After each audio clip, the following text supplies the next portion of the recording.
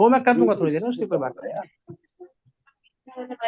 बेटा यही तो कह रहा हूँ, चलिए 5 मिनट में आ रहे हैं, इसको आप फाइनल कर दे, मैं अपने इसको अपने टाइम ही दे मोबाइल पाता, आप भी आ रहे हैं, 10 मिनट माइक में बंद चल कर चुके हैं। दीजिए। बाबू कुछ मंगाऊंगा आपके लिए, मेरा मन कर अरोड़ा रहा है जी कुछ माइक खाने बंद कर का। दीजिए। आवाज तो फुल है। नेटवर्क का इशू है थोड़ा। अरोड़ा जी अच्छा। अभी नहीं आ चलिए सर शुरू कीजिए। रही। क्या करें? क्या किया जाए? कुछ कर ही नहीं सकते।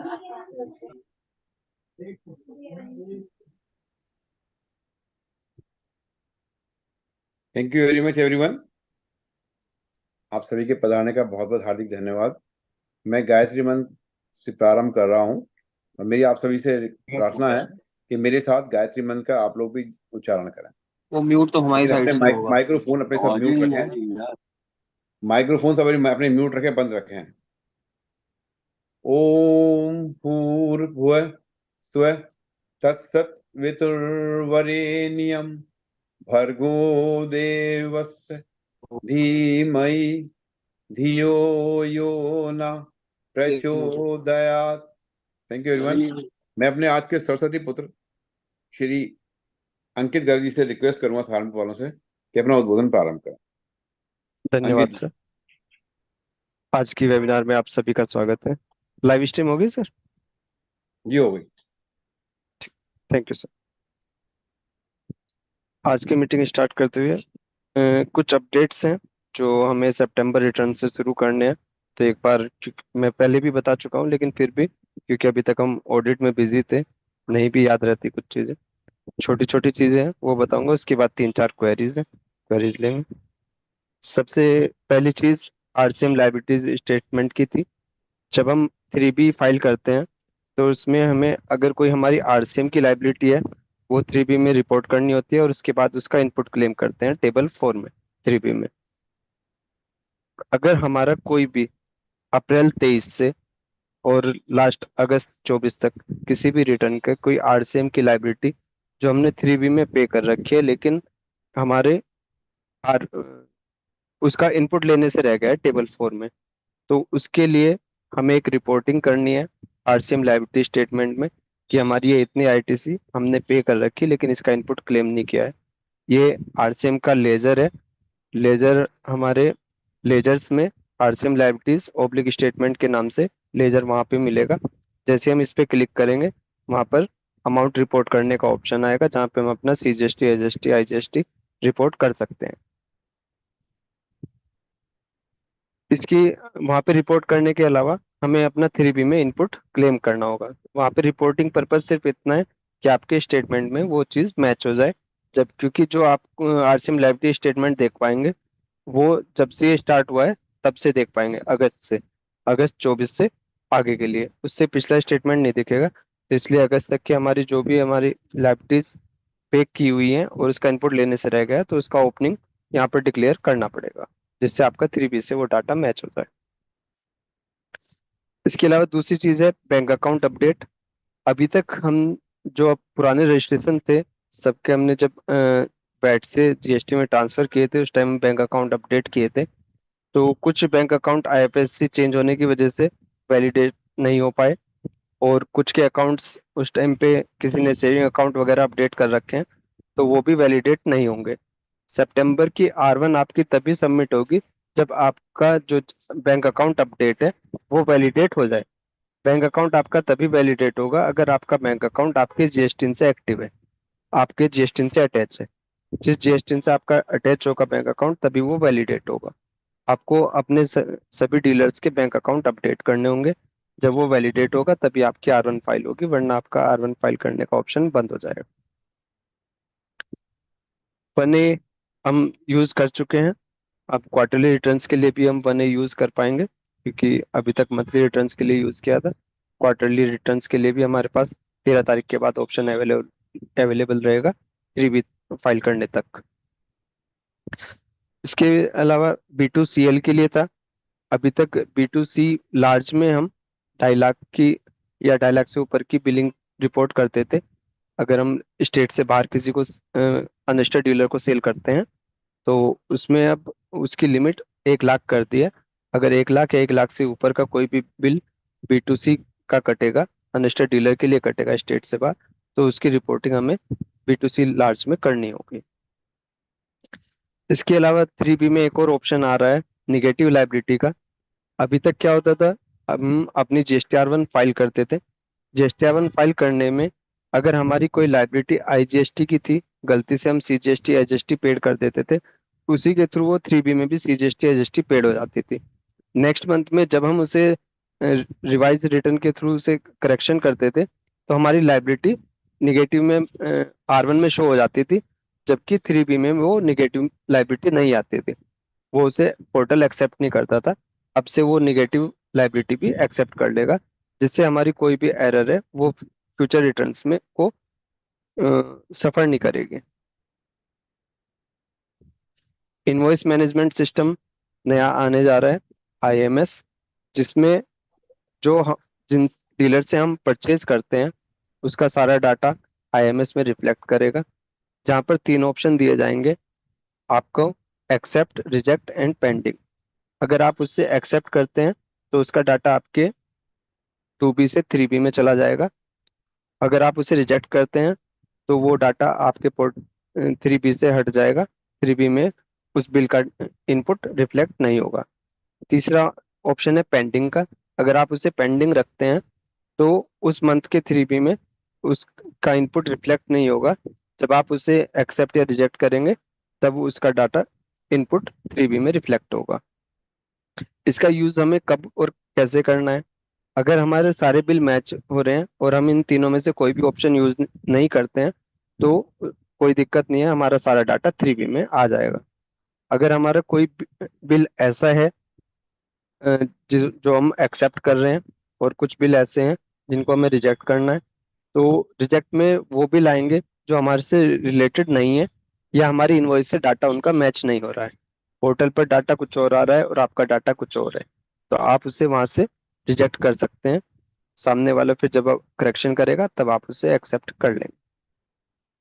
पेंडिंग का, अगर आप कोई गुड्स परचेज कर रहे हैं लेकिन आपके पास वो गुड्स अभी तक आया नहीं है, तो आप उसका इनपुट नहीं ले सकते। तो जब जिस मंथ में वो गुड्स आपके पास आ जाएगा उस मंथ में आप उसे एक्सेप्ट कर लेंगे, इतना आप उसे पेंडिंग रखेंगे। तो आपको जो अभी तक एक ऑप्शन अवेलेबल है वहां पर पहले आप इनपुट लेंगे, फिर उसे रिवर्स करेंगे और फिर उसे रिक्लेम करेंगे, तो उस प्रोसीजर से आप बच जाएंगे। आप उसे पेंडिंग रखें और जिस मंथ में आपका गुड्स आ जाए उस मंथ में आप उसे क्लेम कर लें। और एक लास्ट चीज ये है कि जो हमारी GST रिटर्न्स हैं, पोर्टल पर जो डाटा अवेलेबल है वो 7 साल बाद पोर्टल से डिलीट होना शुरू हो जाता है। ऐसे ही हमारा जुलाई 17 का डाटा डिलीट हो चुका है, अगस्त 17 का डाटा डिलीट हो चुका है, और अब 1 तारीख के बाद सितंबर 17 का डाटा डिलीट हो जाएगा। ये तो कुछ जानकारियां थी जो आपके साथ शेयर की। इसके अलावा कुछ क्वेरीज हैं?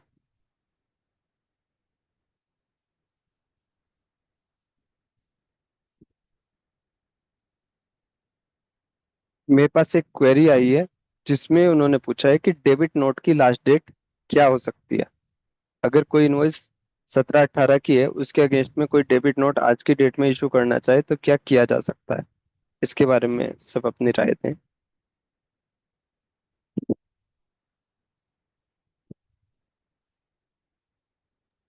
अंकित जी, डेबिट नोट के बारे में तो एक बीच में 2-2.5 साल पहले एक उसमें नोटिफिकेशन आया था, क्लियरिफिकेशन आया था कि हम डेबिट नोट कौन से साल का और किस डेट तक दिखा सकते हैं। तो उसमें प्रॉपर प्रोसीजर और टाइम दिया हुआ है, लेकिन वो देखना पड़ेगा कि नोटिफिकेशन देखना पड़ेगा उसमें क्या टाइम दिया हुआ है। कुछ चेंज भी आया था उसमें कि पहले कुछ और था 17-18 के लिए, और 19-20 के बाद या 20-21 के बाद उसमें कुछ और प्रोसीजर आ गया। उसमें कुछ इनपुट के लिए भी आया था उसमें, तो कि आप इनपुट उसका हाँ, कैसे ले लेकिन सकते उसमें हैं डेबिट डेबिट नोट का विशेष उसमें काफी डिटेल में दिया हुआ था, पूरा नोट। क्लियरिफिकेशन था वो। अगर नोटिफिकेशन नंबर नोट हो तो प्लीज। और ढूंढना पड़ेगा अंकित जी, लेकिन है, ये कंफर्म है कोई, कि आया था। संजय सर आगे सर, नमस्कार सर।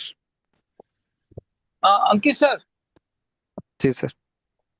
एक जैसे मेरे साथ ही घटना था कि डेबिट नोट वाला था, जिस पार्टी से मैंने माल खरीदा जी उसने गुड्स रिटर्न तो किया नहीं था, डेबिट नोट जी करके वो उसने सब रिटर्न कर लिया।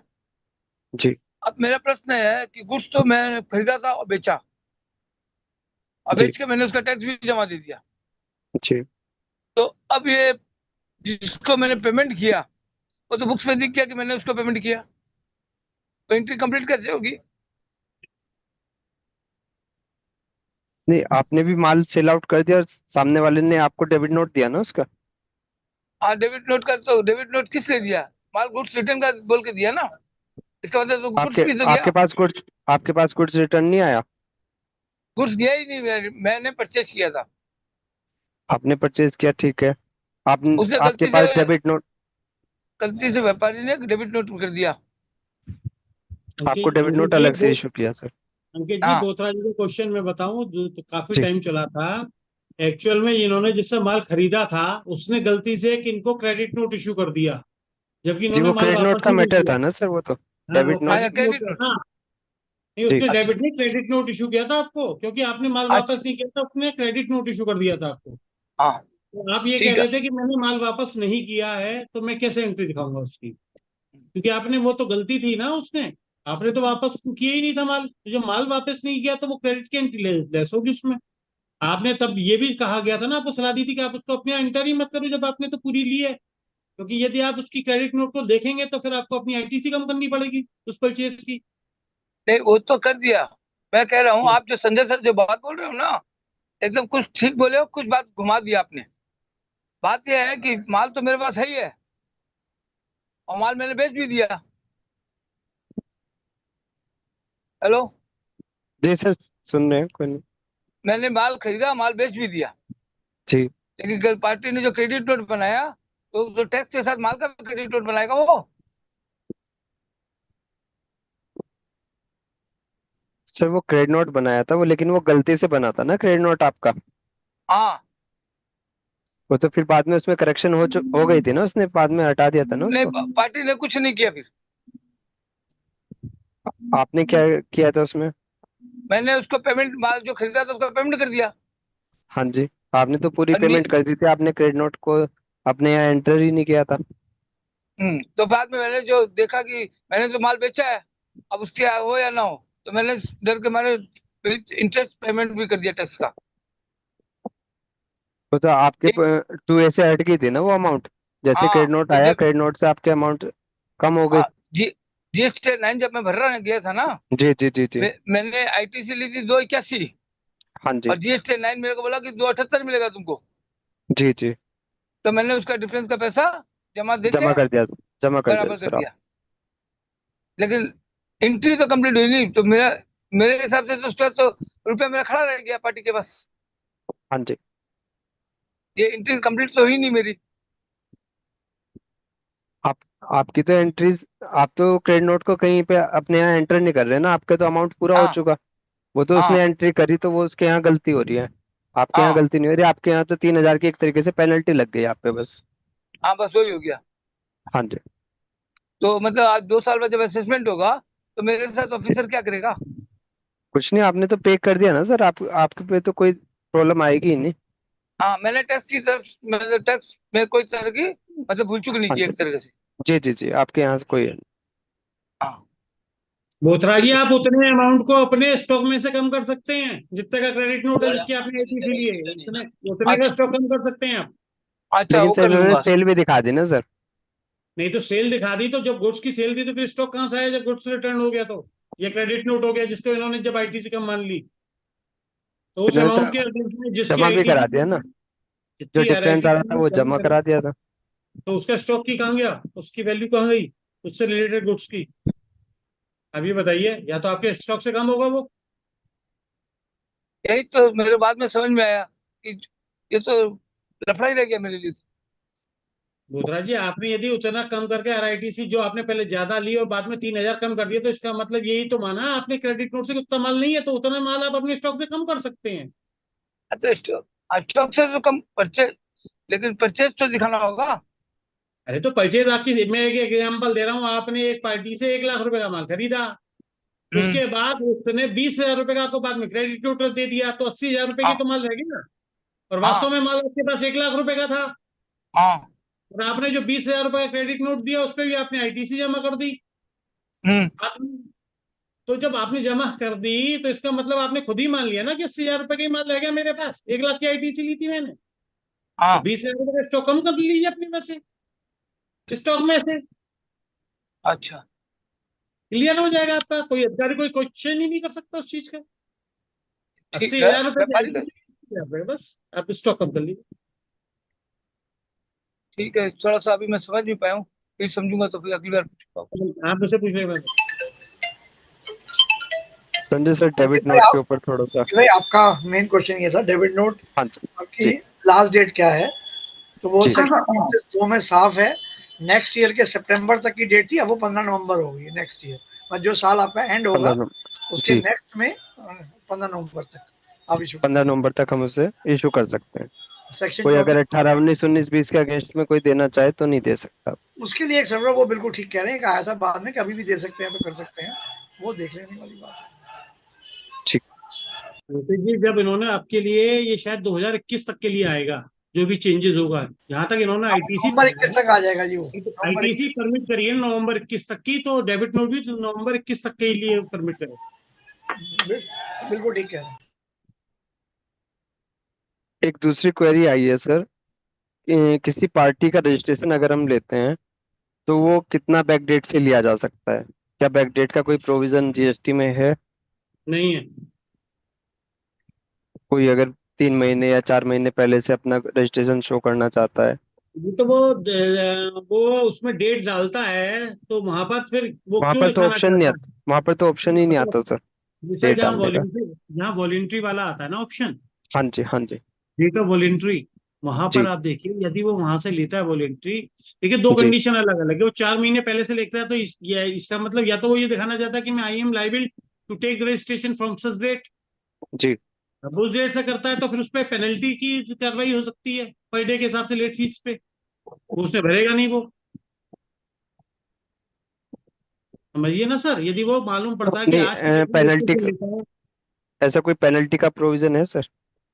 सर बिल्कुल, वहां तो ये है ना कि जिस दिन आप लाइबल हो गए हाँ लाइबल नेक्स्ट जी। डेट पे हो ठीक है गई। ना आपको, तो जब आप 4 महीने पहले से मांग रहे हो रजिस्ट्रेशन,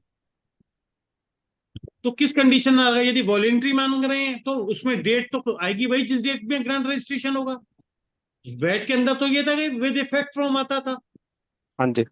जीएसटी में तो ऐसा कोई प्रोविजन है ही नहीं,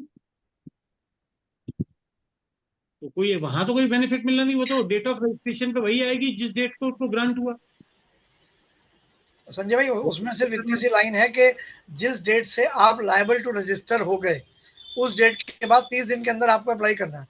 तो लायबल टू सर रजिस्टर अगर आप मान लो 4 महीने पहले हो गए थे तो वो 3 महीने जी, की बात है, ठीक है, 125 की पेनल्टी भी लगा लो और आप आज से रजिस्ट्रेशन दे दो।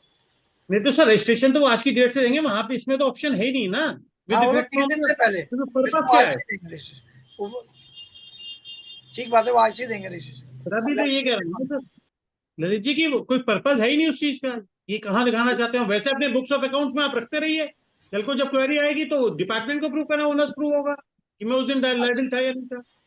अच्छी बात तो ये है कि आप एडमिट ही ये करो, मैं 1 महीने पहले तो लायबल हुआ हूँ, आज अप्लाई बस कर दिया मैंने। बस 30 दिन के विद इन 30 डेज किया मैंने।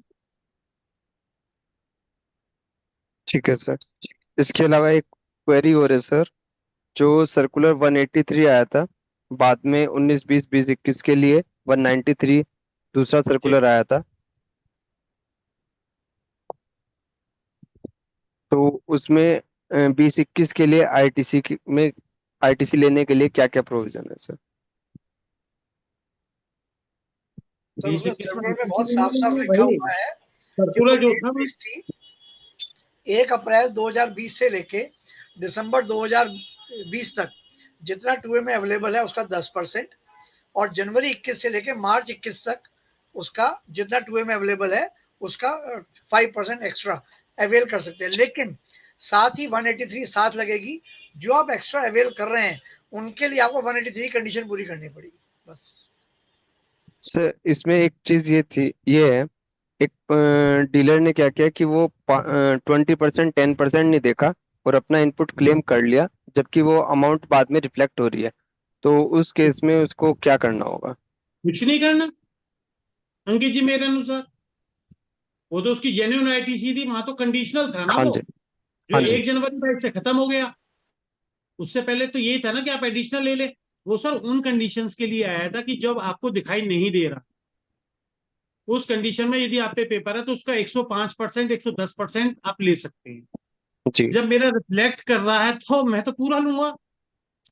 मेरे अभी में क्यों असल में कंडीशन है? क्या हो रहा है, एक डीलर के पास नोटिस आया, उसमें क्या जी हुआ, 19-20 का उन्होंने जनवरी 20 में एक जी। आईटीसी क्लेम किया है, जिसका हम्म। आईटीसी 2A में रिफ्लेक्ट होता है अप्रैल 20 में।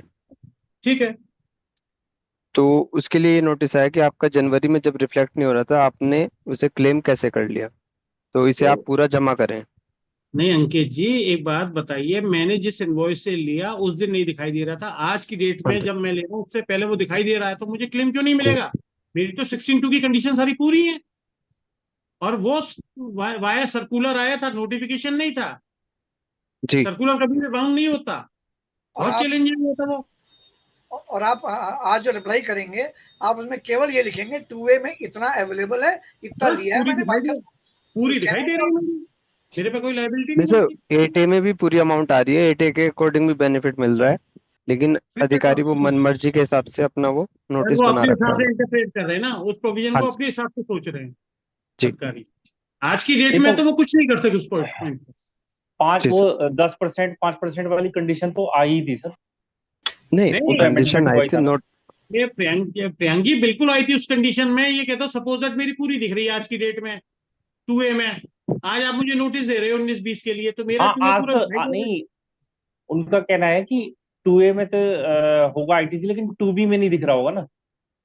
2B तो तो भी तो है ही नहीं। इफेक्टिव ही 1/1/22 से हुई ना। 1/1/22 से हुआ है भाई, हम लोग वो। 19-20 की बात कर रहे हैं, 20-21 की बात कर रहे हैं, पहले तो आप ये देखिए।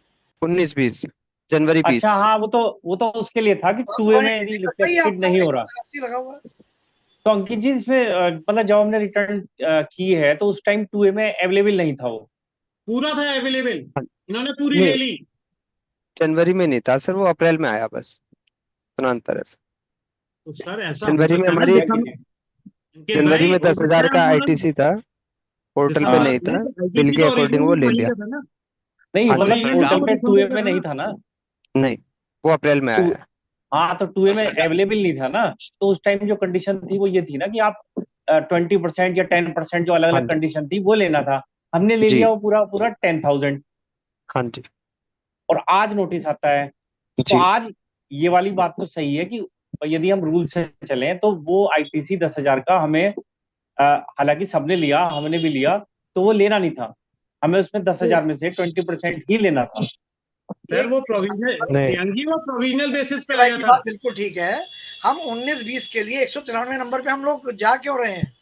जब मेरा पूरा दिख रहा है 2A आज की डेट में। 19-20 आप और 183 पे आओ ना।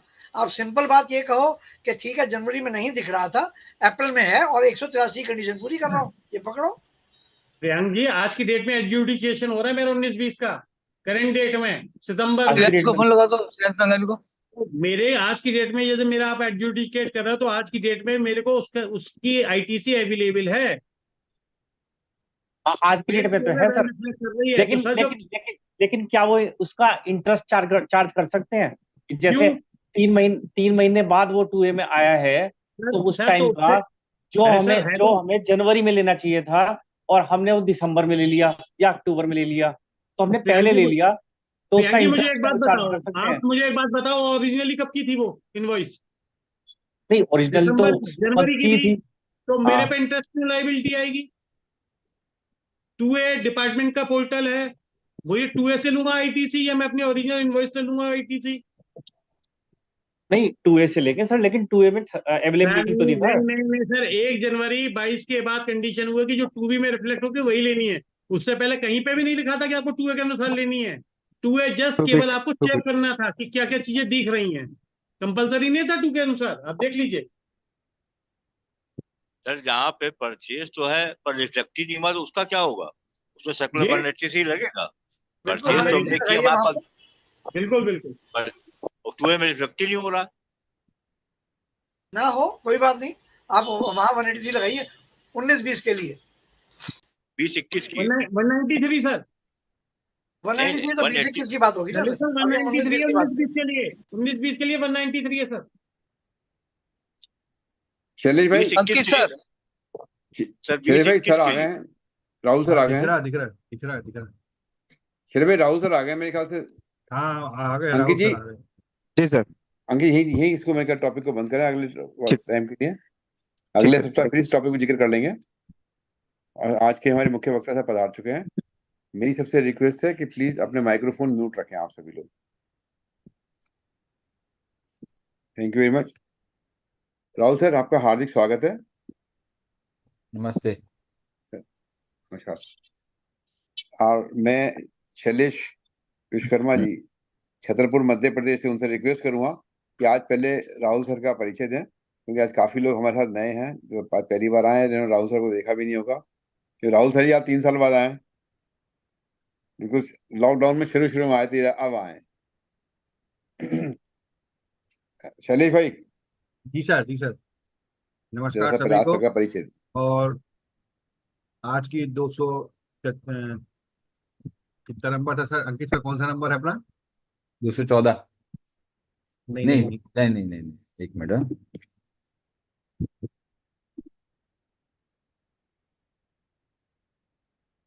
हाँ 246 सॉरी। 246, 246 भी आप वेबिनार में आपका स्वागत है। और आज 28/9/2024 है। आज हमारे शहीद आजम भगत सिंह का जन्मदिन भी है। और इस अवसर पर आप सभी को बधाई। और अब 246वीं वेबिनार में आज हमारे पास बड़ा ही क्लिष्ट विषय है, 73 वर्सेज 74, 74 वर्सेज 74A। और इस विषय पर हमारे राहुल जी आज हमारे मध्य में हैं। और जैसा कि हमारे हर्ष सर ने बताया कि आज 3 वर्ष बाद आए हैं। तो जब वो आए थे तब जीएसटी बहुत शुरुआत स्थिति में था। आज 3 साल बाद जीएसटी काफी बदल गया है। और हो सकता है कि जो विचार उस समय राहुल सर के होंगे वो भी शायद कुछ हद तक बदल गए होंगे, या हो सकता है पूरे बदल गए हों। तो राहुल ठाकुर जी का मैं परिचय पहले आपके सामने रख दूं, उसके बाद उनके विचार हम जानेंगे कि 73 वर्सेज 74, 74 वर्सेज 74A में क्या है। Rahul Thakur ji CV Thakur and company में अधिवक्ता के रूप में कार्य करते हैं।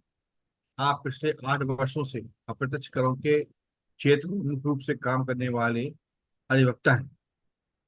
आपके पास ICAI से चार्ट अकाउंटेंसी और ICSI से कंपनी सचिव की व्यवसायिक डिग्री भी है। सीवी ठाकर एंड कंपनी में शामिल होने के पहले आप उच्च न्यायालय और न्यायाधिकरण के मामलों में वरिष्ठ अधिवक्ता श्री वी श्रीधरन की सहायता करते रहे। आप नियमित रूप से मुंबई उच्च न्यायालय, MSTT, CSTAT के समक्ष पेश होते हैं। आपके कार्य क्षेत्र में वेट, सेवा कर, उत्पाद शुल्क, प्रवेश कर, स्टाम्प शुल्क, राज्य उत्पाद शुल्क और उससे संबंधित सभी कानून हैं। आपने विभिन्न मंचों पर, उद्योग संघों में और सेमिनार में जीएसटी पर व्याख्यान दिए हैं। आपने WIRC, GST, PAM, BCAS और CTC व्याख्यान भी दिए हैं। आपका जो अनुभव है मुख्य रूप से विनिर्माण, IT उद्योग, ई-कॉमर्स, FMCG, वित्तीय सेवा और मीडिया मनोरंजन जैसे क्षेत्रों में फैला हुआ है। तो ये तो राहुल ठाकर जी का परिचय था। अब हम जानेंगे कि आज जो जीएसटी के सबसे क्लिष्ट धाराएं हैं, 73, 74, 74A, इसके विषय में राहुल जी अपने क्या विचार रखते हैं। और आपके जो भी प्रश्न होंगे निश्चित रूप से वो आपके जवाब भी देंगे। अब मैं निवेदन करूंगा आदरणीय राहुल जी से कि अपना उद्बोधन आरंभ करें। सर्वप्रथम शैलेश जी धन्यवाद मेरा इतना अच्छा परिचय देने के लिए। अ, मेरा हिंदी इतना शुद्ध नहीं है जितना आप लोगों का है शायद, क्योंकि मैं मुंबई से बिलोंग करता हूं और आप जानते हो मुंबई की हिंदी, मुंबईया हिंदी जो होती है वो टूटी फूटी होती बड़ी है। प्यारी होती सर, बहुत प्यारी होती, मजा आता सुनने में सर। तो मैं जितना बन सके उतना शुद्ध हिंदी में ट्राई करूंगा, वरना जैसे अभी ट्राई निकल गया मुंह से वैसे ही और इंग्लिश शब्द भी निकलते रहेंगे साथ में।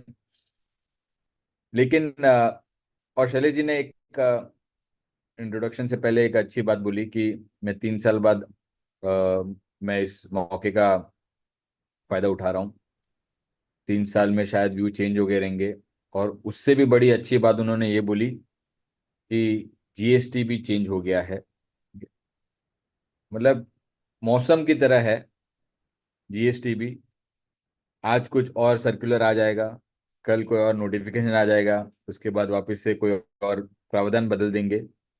तो जीएसटी अभी तक चेंज होता जा रहा है, जो नहीं होना चाहिए 7-8 साल के बाद। और कहीं ना कहीं ठहराव आना चाहिए, बट गवर्नमेंट अभी तक वो ठहराव ला नहीं पाई है जीएसटी में। पहली बात तो ये। दूसरी बात, और उसका सबसे बड़ा उदाहरण ये भी है कि जीएसटी ट्राइब्यूनल भी अभी तक उन्होंने बिठाया नहीं है। बिठा रहे करके 1 साल हो गया। अभी अक्टूबर में बोल रहे थे कि अक्टूबर तक तो बिठा देंगे, लेकिन अभी तक तो कुछ आया नहीं है। अक्टूबर तो आपका परसों आ गया अभी।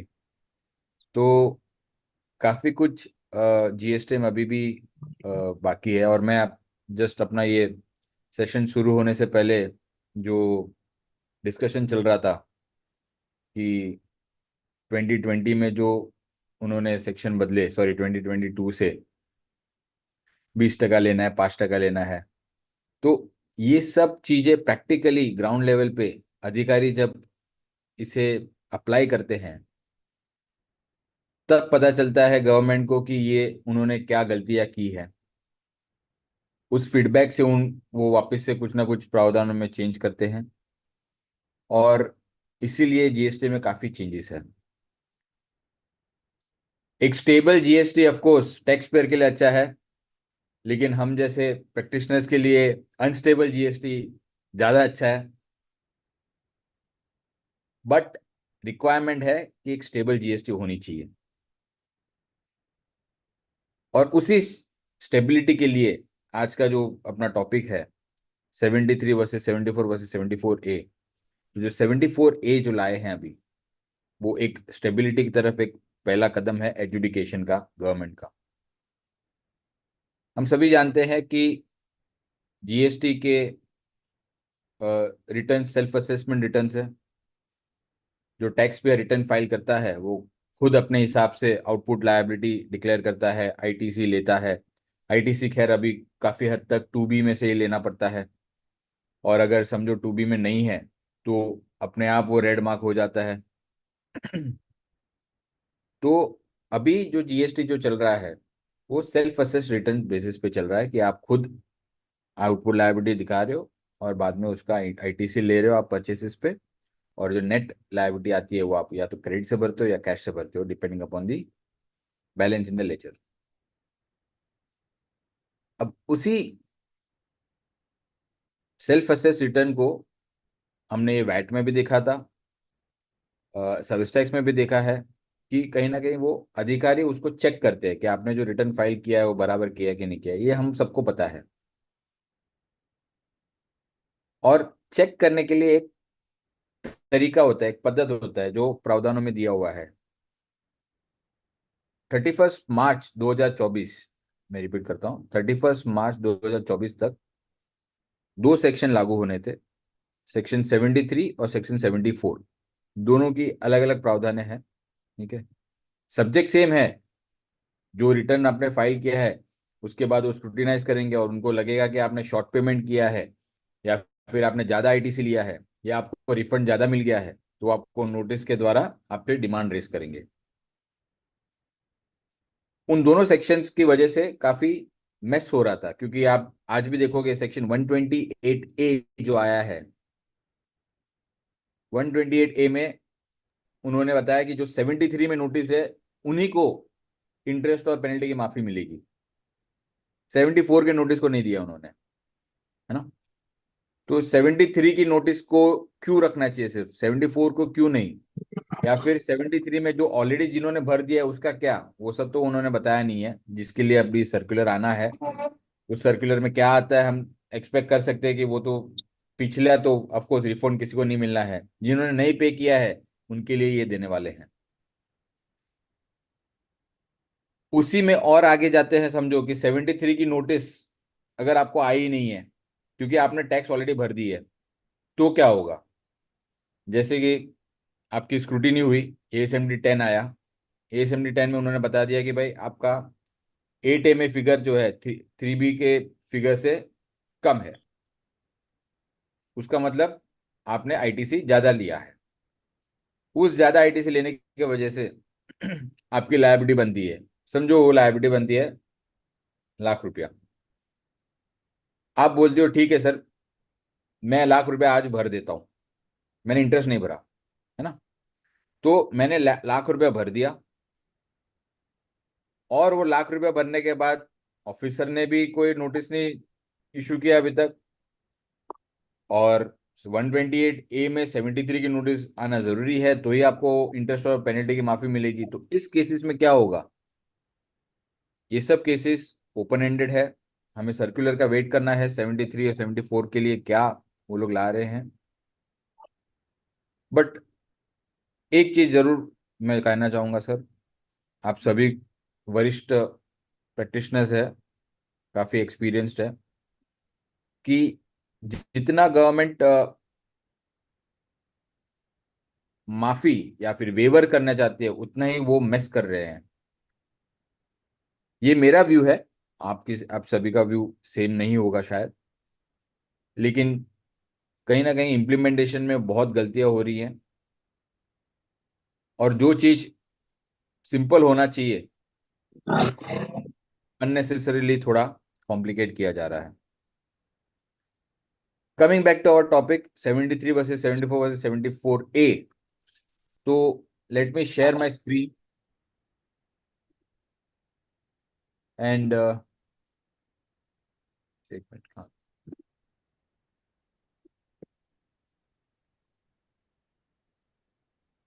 सर, स्क्रीन अवेलेबल है, everybody is able to see. तो आज हम स्टडी करेंगे 73 बाई 74, 73 74। आई थिंक काफी लोगों ने बहुत बार शायद पढ़ा होगा, ठीक है। इन्होंने एक नया प्रोविजन लाया अभी 74, जो एप्लीकेबल होगा 1 अप्रैल 2024 से। तो 1 अप्रैल 2024 से के पहले 73 74 अभी भी वैलिड है, क्योंकि आप आज आज तक आपका जो एजुकेशन कंप्लीट हुआ है वो 17 18 18 19 और 19 20 का हुआ है, 20 21 का चल रहा है अभी। उसके बाद 21 22 22 23 भी, और 23 24, ये तीनों पीरियड का भी अभी तक बाकी है। और 74 की प्रोविजंस भी बाकी है। अच्छा, उसमें भी दो व्यू है कि 74 की प्रोविजंस 17 18 18 19 के लिए चली गई है, नहीं चली गई है, क्योंकि उसमें एक्सटेंशन हुआ था नहीं हुआ था। दूसरा, गुवाहाटी हाईकोर्ट का भी एक डिसीजन आया, पटना हाईकोर्ट का भी एक डिसीजन आया कि ये जो एक्सटेंशन किया है उन्होंने वो गलत है, वो एक्सटेंशन वो कर नहीं सकते हैं वैसे टाइम लिमिट की। तो ये सब चीजें जो है वो मैं इसमें डिस्कस करना चाहूंगा सर। पहले तो हम प्रोविजन देख लेंगे। सबसे पहला प्रोविजन एप्लीकेबल कब से है, तो 73 में हम जानते हैं कि ये एप्लीकेबल है 31 मार्च 2024 तक, और 74 भी 31 मार्च 2024 तक एप्लीकेबल है। उसके बाद 1 अप्रैल 2024 से, जैसे कि करंट पीरियड में 24-25 से आपका 74A एप्लीकेबल हो जाएगा। 74A मोर और लेस सेम है, दोनों 70 से 74 को कंबाइन करके एक सेक्शन बना दिया उन्होंने। थोड़े बहुत चेंजेस है उसमें जो हम डिस्कस करेंगे। Notice when to be issued, 73 में where it appears to the proper officer that any tax has not been paid, tax नहीं भरा है, या फिर कम भरा है, या फिर ज्यादा टैक्स रिफंड कर दिया है, या फिर इनपुट टैक्स क्रेडिट ज्यादा ले लिया है, या फिर गलत ले लिया है, तो उस केस में, और जहां पे भी फ्रॉड, मिसस्टेटमेंट, विलफुल मिसस्टेटमेंट और सप्रेशन का एलिगेशन नहीं है, वहां पे सेक्शन 73 में डिमांड निकालेंगे।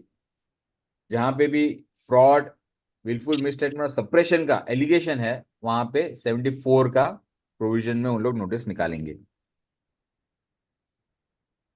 अब अप्रैल 2024 से क्या होगा?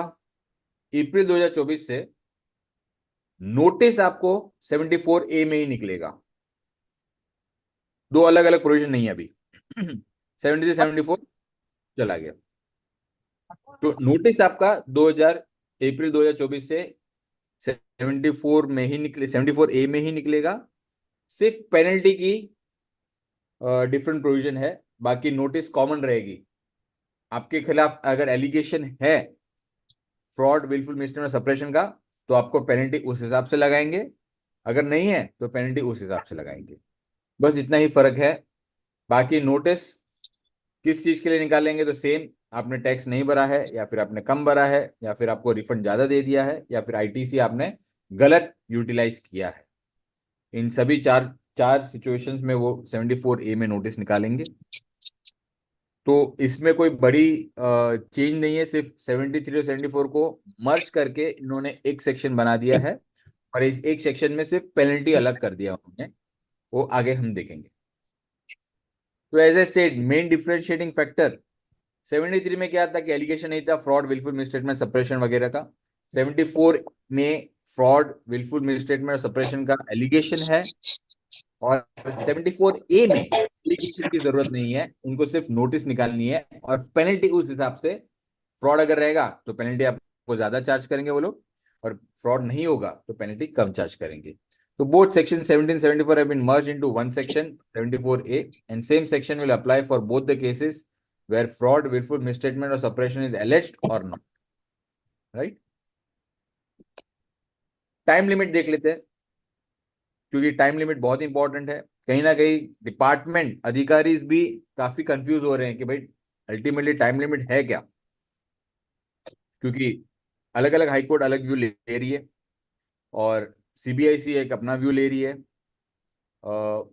पार्लियामेंट में ये लॉ पास किया नहीं उन्होंने, तो डेलीगेटेड लेजिस्लेशन में उन्होंने टाइम लिमिट एक्सटेंड किया हुआ है।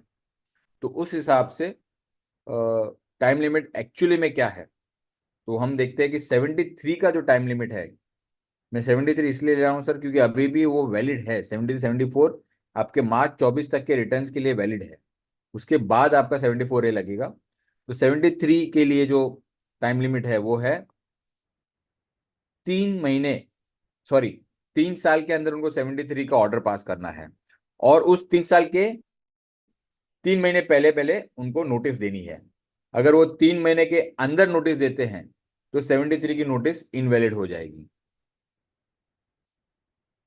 अगर समझो 31 मार्च 2024 अगर लास्ट डेट है नोटिस देने की, तो उनको नोटिस 30 सितंबर 2024 के पहले देनी है। अगर 1 अक्टूबर 2024 के बाद अगर नोटिस दे रहे हैं तो वो 73 की नोटिस इनवैलिड हो जाएगी। सिमिलरली अगर हम 74 देखते हैं तो 5 साल की आउटर वैलिडिटी है ऑर्डर पास करने की, और 5 साल से 6 महीने के अंदर उनको 6 महीने के बाहर उनको 74 की नोटिस देनी है। अगर 6 महीने के पहले पहले नहीं देते हैं और 6 महीने से कम समय हो जाता है तो 74 की नोटिस भी इनवैलिड हो जाएगी। अब यहाँ पे एक बहुत ही इंपॉर्टेंट चीज मैं बताना चाहता हूँ सर, अभी तक जो उन्होंने एक्सटेंशन किए हैं वो नोटिसेस 74 के लिए, और वो नोटिफिकेशन 74 के लिए वैलिड है कि नहीं है, वो बहुत बड़ा क्वेश्चन है, और उस पॉइंट पे हाईकोर्ट्स में मैटर चल रही है। क्योंकि हमने देखा कि 31 दिसंबर 2023 ये पहला डेडलाइन था 73 का, उसके बाद 18-19 का आया, और उसके बाद अभी 19-20 का आया 31 अगस्त 2024। तो अभी तक ये 9 महीने के अंदर 73 की नोटिस के टाइम लिमिट अभी खत्म हुए हैं। 74 यूज करने का उनको मौका नहीं था। हाँ, जिस केस में फ्रॉड वगैरह पहले से था वहां पे ठीक है, लेकिन जहां पे 73 की नोटिस रह गई हैं वहां पे वो और 2 साल के अंदर उसको करेक्ट करने के लिए 74 यूज करेंगे। ऑफ कोर्स अगर मैं अधिकारी हूं मैं भी करूंगा। तो उस चीज में अभी ये चैलेंज हो रही है कि 74 के लिए आपका एक्सटेंडेड पीरियड नहीं एप्लीकेबल होगा। 74 के लिए तो आपका एक्सटेंडेड जो एनुअल रिटर्न फाइलिंग डेट था उसी डेट से आपको 5 साल गिनना है। तो ये जो चीज है वो काफी हद तक इंटरेस्टिंग होने वाली है, देखते हैं क्या जजमेंट्स आते हैं इसमें। और अगर हम 74A में आ जाते हैं तो 74A में उन्होंने 3 महीने 5 महीने निकाल दिया, सॉरी 6 महीने निकाल दिया। अब क्या किया उन्होंने, तो उन्होंने नोटिस इश्यू करने की टाइम लिमिट दोनों सिचुएशन में, जैसे जहां पे फ्रॉड का एलिगेशन हो या ना हो, उन दोनों सिचुएशन में उन्होंने 42 मंथ्स की शो कॉज नोटिस इशू करने की टाइम लिमिट डाल दी। Please take this 42 months as 42 months only and not in years, not in days, because there is a judgment, एक जजमेंट ये भी आया है जहां पे कंडोनेशन ऑफ डिले में अगर हम 30 डेज के हिसाब से गिनेंगे तो एक दिन से डिले हो रहा था कंडोनेशन भी। Okay, so appeal was beyond 120 days, 121st day हो रहा था। लेकिन अगर हम मंथ के हिसाब से जाएंगे तो वो लास्ट डे को उन्होंने अपील फाइल किया था। उस केस में हाईकोर्ट ने ये होल्ड किया है कि the words use in the section are months. Months means 1 full month. It doesn't refer to 30 or 31 days. Therefore, you have to count, if the order is passed on 31st of August 2024, the 3 months will expire on September, October, November, 31st November नहीं है तो 30th November 2024. It will not be 31st November 2024. और अगर 31st sorry और जो 4th महीना है वो 31st December 2024 को खत्म होगा। सो ये एक इंपॉर्टेंट चीज नोट करने की है कि they use the words months, and ये 42 मंथ्स में I am sure there can be an number of mistakes by the officers. काफी टाइम ये मिस्टेक करते हैं क्योंकि वो लोग दिन के हिसाब से जाते हैं, मंथ के हिसाब से नहीं जाते काफी बार, और वो कैलकुलेशन में मिस्टेक होता है। कहीं ना कहीं ये टेक्निकल रीजन से वजह से क्लाइंट को फायदा हो सकता है। मेरे पास मेरा खुद का एक केस है जिसमें डिले ऐसे ही एक ऑफिसर ने डिसअलाउ कर दिया कि डेज पे गिन के आपका appeal is filed on 123rd day, जबकि हमने बताया कि नहीं सर, हमने मंथ के हिसाब से बराबर फाइल किया है। जो लास्ट डे था वो पब्लिक हॉलीडे था, इसलिए हमने नेक्स्ट वर्किंग डे पे किया है। तो जनरल क्लॉजेज एक्ट के हिसाब से जहां पे पब्लिक हॉलीडे आ रहा है last day on which the date expires, तो आपका वो नेक्स्ट वर्किंग डे पे ऑटोमेटिकली टाइम लिमिट एक्सटेंड हो जाता है। वैसे ही जनरल क्लॉज एक्ट में मंथ भी डिफाइन किया हुआ है और वो मंथ के हिसाब से अपने कैलकुलेशन करना है। सेक्शन 74A में 42 मंथ्स का उन्होंने टाइम लिमिट दे दिया, आउटर लिमिट। तो 1 अप्रैल 2024 से लेके 31 मार्च 2025 का अगर उनको नोटिस इशू करना है, शो कॉज नोटिस इशू करना है ये टैक्स पीरियड के लिए, तो उनका 42 months from the date of filing furnishing annual return, मतलब उसका टाइम लिमिट जो है 31 दिसंबर 2025 होगा।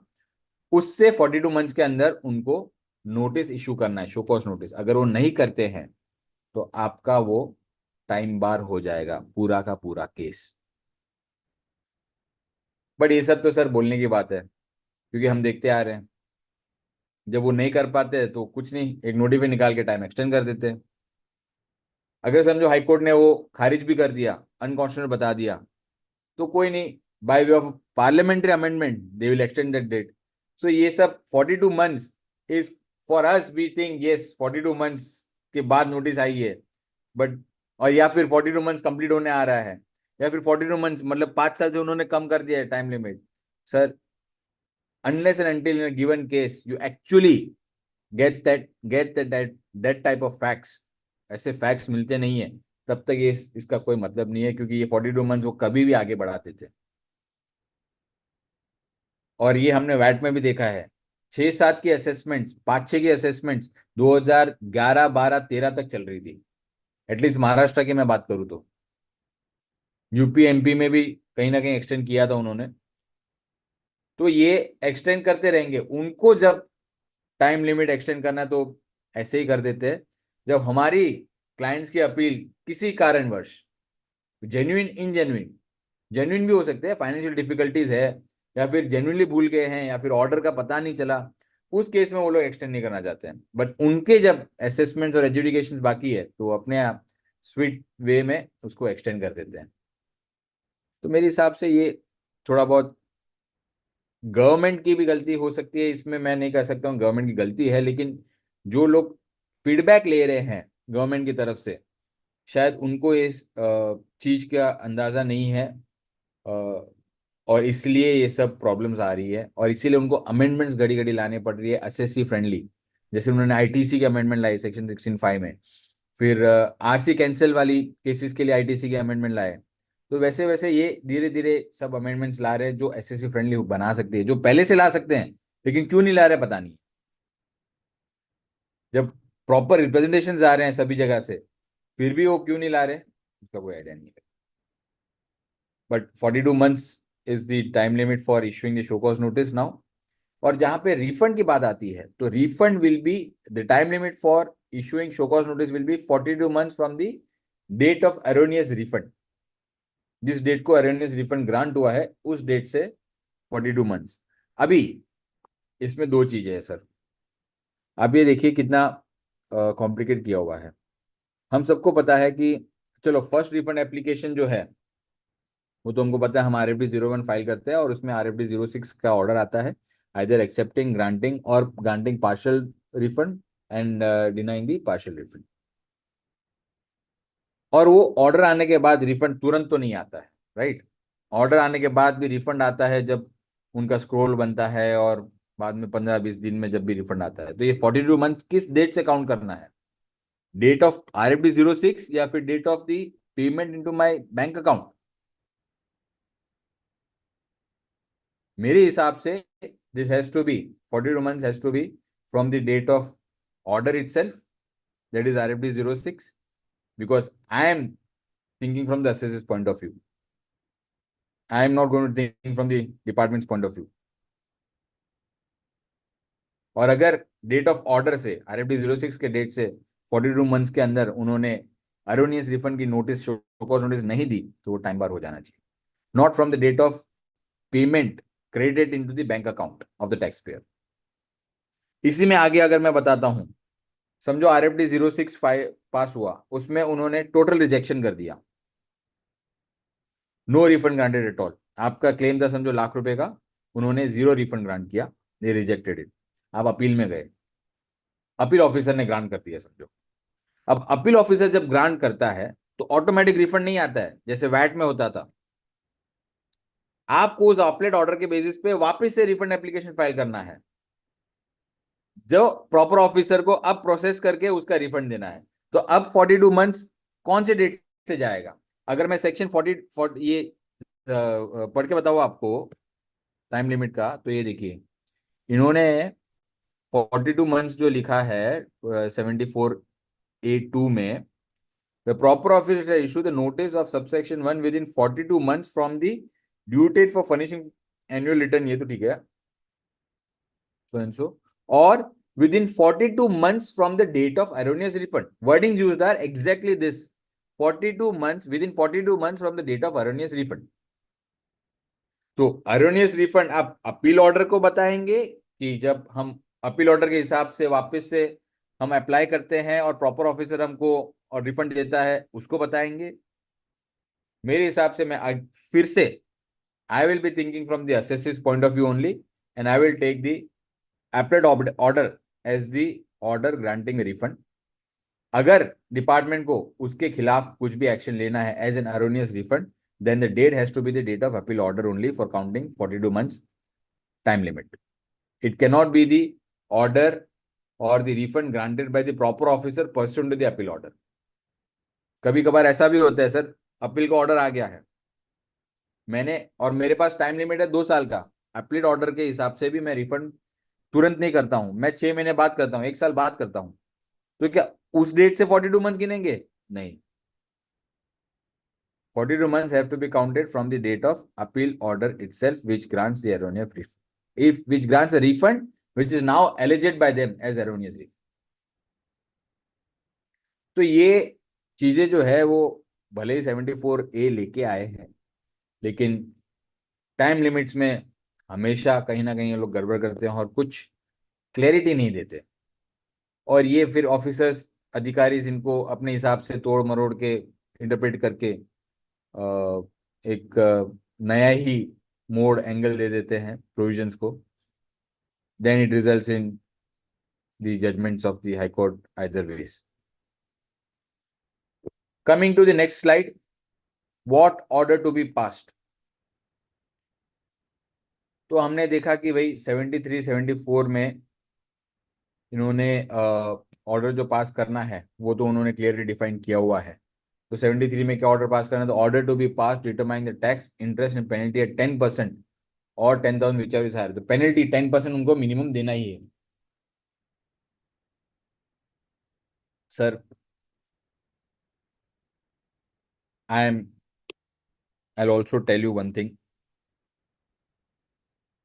हम यहाँ पे Maharashtra is number 1 in representation sir, I can tell you this because काफी एसोसिएशंस मिलके कमिश्नर को यहाँ पे रिप्रेजेंट देते हैं और कमिश्नर जाके जीएसटी काउंसिल में रिप्रेजेंट भी करते हैं और मिनट्स में ये आता भी है कि महाराष्ट्र और गोवा ने ये रिप्रेजेंट किया। जैसे रियल एस्टेट में आप लास्ट मिनट उठा लीजिए, जो अप्रूव्ड मिनट्स है लास्ट मीटिंग की, उसमें भी उन्होंने महाराष्ट्र और गोवा का मेंशन किया हुआ है कि महाराष्ट्र और गोवा ने रियल एस्टेट के लिए ये बताया, लेकिन उन्होंने वो फर्दर डिस्कशन के लिए बाद में अजेंड कर दिया एजेंडा को। वैसे ही आप अगर देखेंगे एक बीच में स्कीम आया था जहां जहां पे भी डिले हुआ है बियॉन्ड 120 डेज, उन्होंने एक स्कीम निकाला था लिमिटेड विंडो के लिए जनवरी 24 तक कि आप उसमें 2.5% और भर के अपील फाइल कर दीजिए। तो ये स्कीम भी महाराष्ट्र ने स्ट्रांगली रिप्रेजेंट किया था। I was a part of that representation from various associations, right from GSTPM, BCS and CTC and ICA. और हमने स्ट्रांगली बताया था कि सर आप ये गलत कर रहे हैं।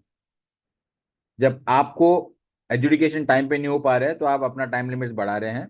जब एसएससी भूल गया है अपील फाइल करना तो आप टाइम लिमिट नहीं दे रहे हैं उसको।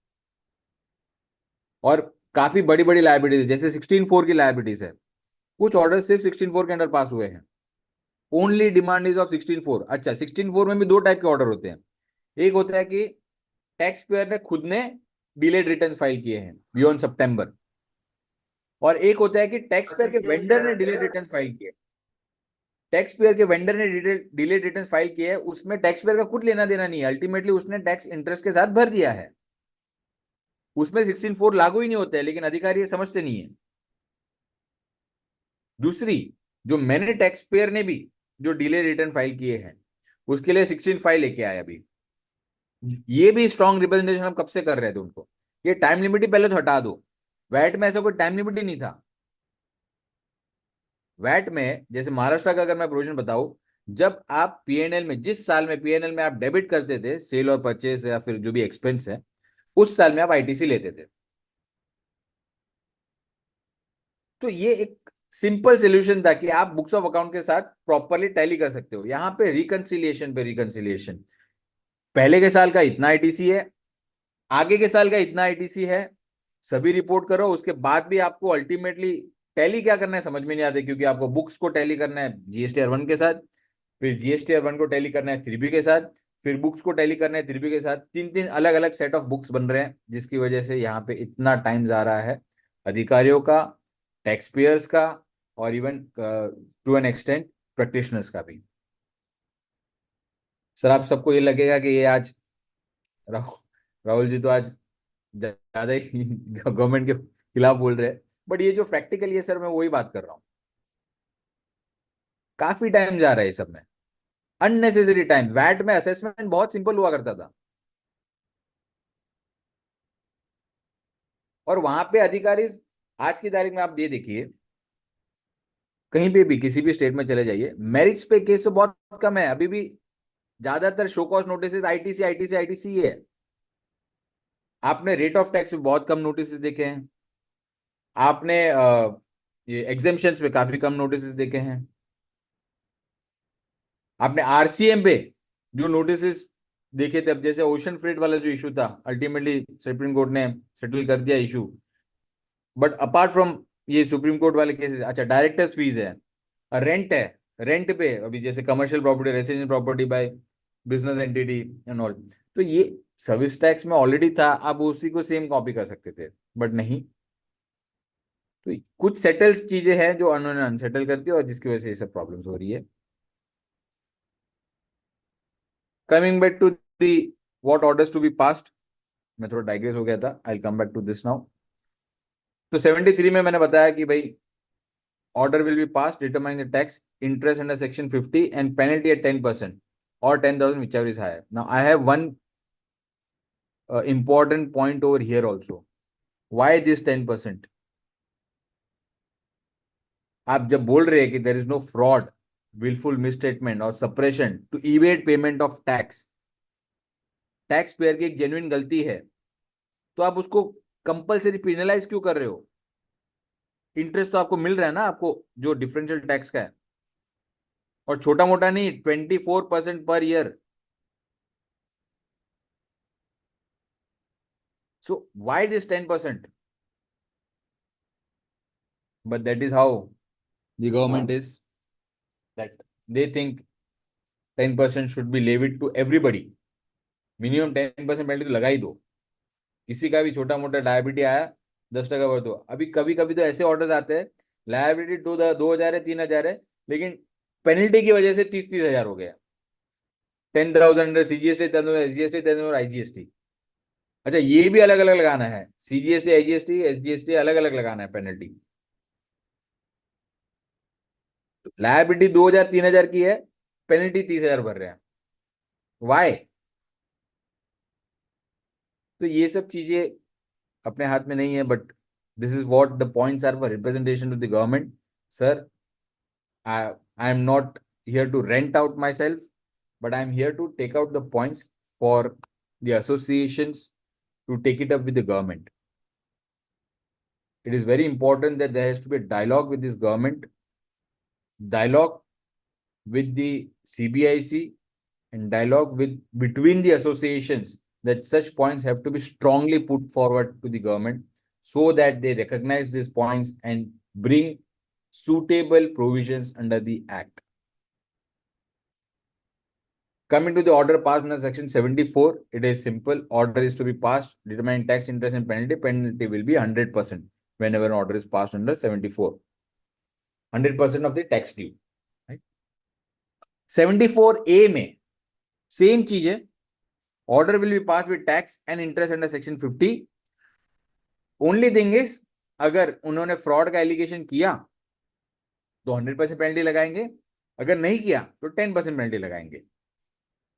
तो जो 73 और 74 अलग अलग करना था, अब वो नहीं करेंगे. 74 में पहले नोटिस इशू कर देंगे, उस नोटिस में एलिगेशन लगाएंगे कि भाई फ्रॉड है कि नहीं है, और उस नोटिस में अगर एलिगेशन है फ्रॉड का तो 100% पेनल्टी लगा देंगे, अगर नहीं है तो 10% लगा देंगे.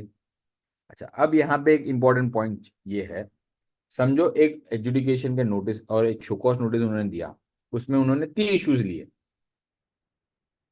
उस 3 इशू में से क्या वो 2 इशू के लिए आपको फ्रॉड एलिज कर सकते हैं और 1 इशू के लिए आपको बोल सकते हैं कि आपका फ्रॉड नहीं है? ऐसा पॉसिबिलिटी है? मेरे हिसाब से तो पूरा है. आप अगर इशू वाइज देखेंगे, शोकॉज नोटिस है तो शोकॉज नोटिस में इशू वाइज देखेंगे, 1 इशू के लिए आपको शायद फ्रॉड के लिए एलिगेशन कर सकते हैं, बाकी 2 इशू 3 इशू आपके विदाउट फ्रॉड के एलिगेशन की हो सकती है. तो जहां पे एलिगेशन है फ्रॉड का, वहां पे 100% पेनल्टी लगाएंगे, जहां पे नहीं है जिस इशू के लिए, वहां पे 10% पेनल्टी लगाएंगे. ये प्रॉपर फुल्ली वैलिड है. ऐसा नहीं है कि अगर शोकॉज नोटिस में अगर एक बार उन्होंने एलिगेशन डाल दिया तो पूरे शोकॉज नोटिस के अमाउंट पे उनको 100% ही लगाना पड़ेगा, ऐसा नहीं है. जहां पे आपका फ्रॉड नहीं है उस इशू के लिए वो 10% लगाएंगे, बाकी के इशू के लिए 100% लगा सकते हैं. और ये कर सकते हैं. ऑफिसर क्या करेंगे, अधिकारी क्या करेंगे, उनको पता है. वो तो एलिगेशन डाल देंगे और पूरे पे लगा देंगे 100%. और आपको ये बताएंगे सर मैं नहीं कर सकता हूं अलग, अगर एक बार मैंने शोकॉज नोटिस में एलिगेशन डाल दिया तो मुझे तो 100% लगाना ही है penalty. Let's come to the next issue, time limit for passing the order. तो 73 में तो सिंपल है, it is 3 years from the date of filing the annual return और for financial to which tax not paid और short paid और input tax wrongly availed और utilised relates, or within 3 years from the date of erroneous refund and within 5 years from the due date of filing. 74 में जो था वो 3 साल का 5 साल हो गया. अब 74A में ये आपको एक बहुत ही इंटरेस्टिंग चीज आ रही है. अभी उन्होंने एक टाइम लिमिट डाला है नोटिस इशू करने का, और नोटिस इशू का टाइम लिमिट है समझो 42 months. समझो नहीं है। फिर उस नोटिस के सामने एक ऑर्डर पास करना है उनको, आइदर एक्सेप्टिंग और ड्रॉपिंग, सॉरी कंफर्मिंग और ड्रॉपिंग। तो वो ऑर्डर उनको 12 महीने के अंदर पास करना है, date of issuance of notice से 12 महीने के अंदर पास करना है, with a limited extension of another 6 months. तो टोटल 18 मंथ्स के अंदर तो उनको पास करना ही है।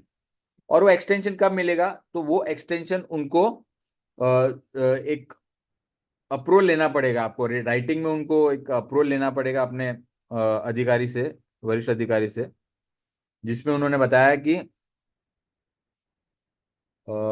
the proper officer shall issue the order under section 6 within 12 months from the date of issuance of notice specified in section so provided that where the proper officer is not able to issue the order within the specified period, the commissioner or an officer authorized by the commissioner senior in rank to the proper officer but not below the rank of joint commissioner, मतलब joint commissioner या उसके ऊपर के level का अधिकारी है, उससे writing में लेना पड़ेगा उनको for reasons reasons for delay to be recorded in writing, कि वो 12 महीने में ऑर्डर पास क्यों नहीं कर सके। बराबर। अब इंटरेस्टिंग इशू बताता हूं मैं। इन्होंने टाइम लिमिट क्या डाल दिया है नोटिस इशू करने का? 42 मंथ्स। समझो किसी ऑफिसर ने नोटिस इशू किया ऑन 30th मंथ,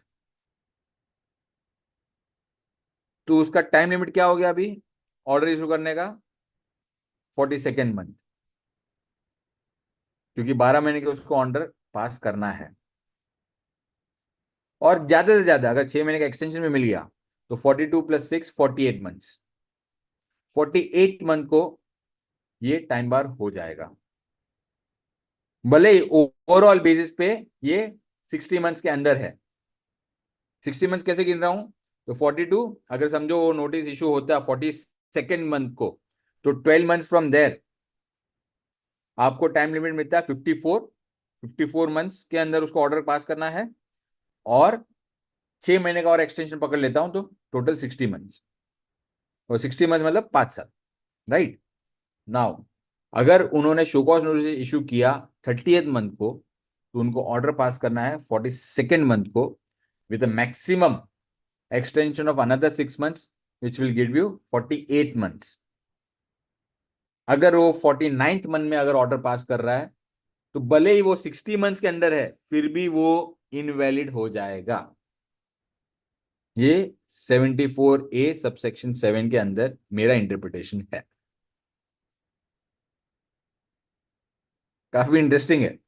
तो अगर ऑफिसर ने अगर ऐसा समझ के रखा है, 74 में कैसा था कि आप नोटिस इशू कर दो और 5 साल तक आप ऑर्डर पास कर सकते हो, तो 5 साल तक वेट भी करे शायद ऑर्डर के लिए। अब डीजीजी वगैरह जो नोटिस आते हैं एजुकेशन के लिए, 1-1, 2-2, 3-3 साल तक वो लोग लेते नहीं है। अब 74A के अंदर उनको ये करना पड़ेगा, 12 महीने के अंदर उनको ये करना ही होगा ऑर्डर।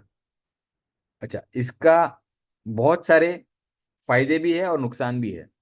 फायदे ये है कि एक तो आपको कंफर्म हो गया कि आपका शो कॉज नोटिस इशू हुआ है और ऑर्डर आपको 12 महीने के अंदर मिलना है, या ज्यादा से ज्यादा 12 + 6 18 महीने के अंदर आपको ऑर्डर मिलना है। समझो आपको 18 महीने के अंदर ऑर्डर नहीं मिलता है, नोटिस इशू करने के 18 महीने के अंदर, तो आप बच गए। ये बहुत ही कॉमन चीज है। डीजीजीआई की शोकॉज नोटिस जाती है ऑल इंडिया, इतने सारे केसेस है, पैन इंडिया केसेस ट्रांसफर होती है कहीं और स्टेट में एक सेंट्रल अथॉरिटी को। उनके पास इतना काम है कि 18 महीने का 2 साल तक भी उन लोग एजुकेशन के लिए नहीं बुलाते हैं। तो अब उनको ये बुलाना पड़ेगा, अगर नहीं किया तो उनका केस इनवैलिड हो, नोटिस ही इनवैलिड हो जाएगा।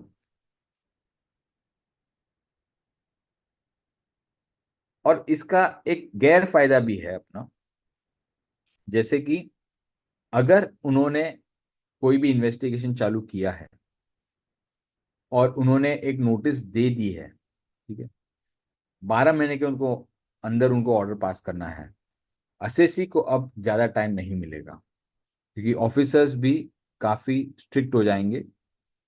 जैसे ही शो कॉज नोटिस इशू होती है शायद आपको तुरंत पर्सनल हियरिंग भी भेज देंगे। आप रिप्लाई फाइल करो ना करो, और आपको रिप्लाई फाइल करने का ज्यादा टाइम भी नहीं देंगे कि उनको 12 मंथ्स के अंदर ऑर्डर पास करना है। तो काफी इंटरेस्टिंग होने वाला है 74A with regards to time limit for passing order.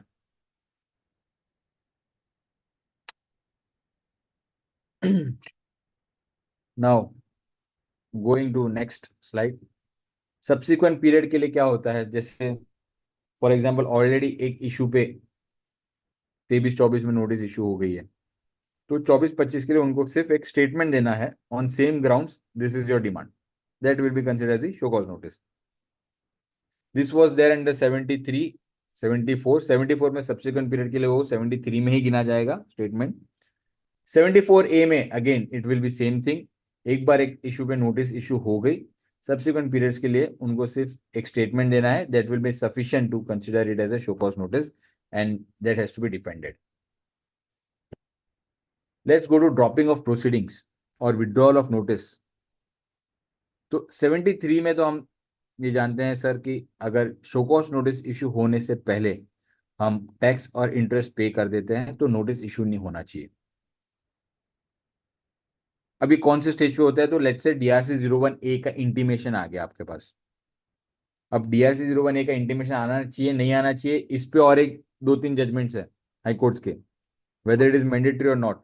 I think from 22 onwards they made it non mandatory, but उसके पहले तो मैंडेटरी था।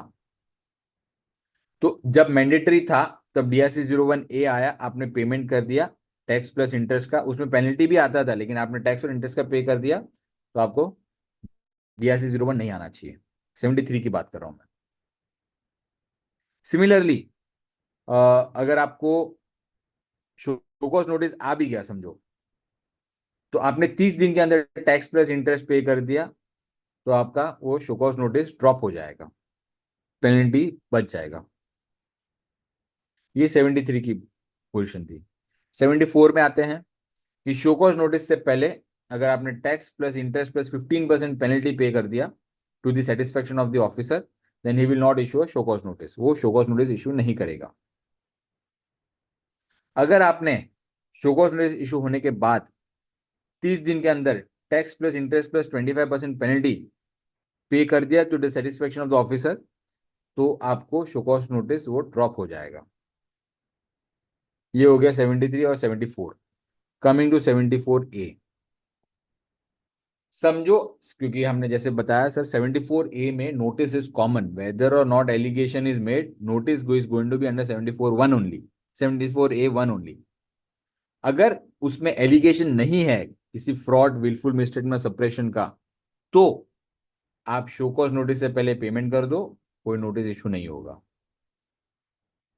अगर उसमें एलिगेशन है फ्रॉड का, ओके, तो एलिगेशन फ्रॉड का है तो कैसे पता चलेगा, उनका इंटीमेशन से या फिर उनके लेटर से, या फिर वो ऑफिसर आपको खुद बताएगा सामने से कि मैं इसमें फ्रॉड एलिज कर रहा हूं, और उस केस में आप टैक्स इंटरेस्ट और 15% पेनल्टी पे कर देते हैं, तो आपका वो नोटिस इशू नहीं होगा। अगर आपने शो कॉज नोटिस इशू होने के बाद 60 डेज के अंदर टैक्स इंटरेस्ट और पेनल्टी पे कर दिया, 25% पेनल्टी पे कर दिया, तो आपका शो कॉज नोटिस ड्रॉप हो जाएगा। और जहां पे एलिगेशन नहीं है वहां पे 60 डेज के अंदर टैक्स इंटरेस्ट पे कर दिया, तो आपका शो कॉज नोटिस ड्रॉप हो जाएगा। एक इंपॉर्टेंट चीज, उन्होंने टाइम लिमिट्स बढ़ा दी है पेमेंट्स की। पहले 30 डेज था 73 और 74 में, अब उन्होंने वो 60 डेज कर दिया है 74A में। तो काफी एक अच्छा चीज किया उन्होंने कि एसएससी को ज्यादा टाइम मिलेगा सोचने के लिए कि इसको फाइट करना है कि पे करना है।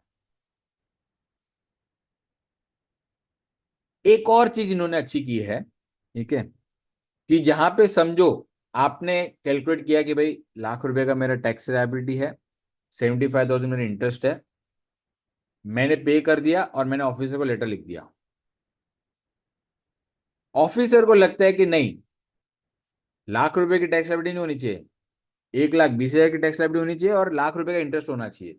तो अब वो नोटिस जो इशू करेगा मुझे 74A का, वो सिर्फ 20,000 और 15,000 इंटरेस्ट, ये दो अमाउंट के लिए ही करेगा, पूरे 1,20,000 और ₹1,00,000 के लिए नहीं करेगा, वो सिर्फ डिफरेंशियल अमाउंट के लिए करेगा। तो where officer is of the opinion that there is a short payment, he shall proceed to issue the notice as provided for in subsection 1 in respect of such amount which falls short of the amount actually payable. अगर उसने आपने पे कर दिया आपके interpretation के हिसाब से, फिर आज की तारीख में क्या करते हैं ऑफिसर, अगर आपने 1,00,000 रुपए पे कर दिया, वो बोलते हैं कि नहीं 1,20,000 होना चाहिए, तो पूरा नोटिस निकालेगा 1,20,000 का, 1,00,000 रुपए का आपका अप्रोप्रिएशन कर देगा।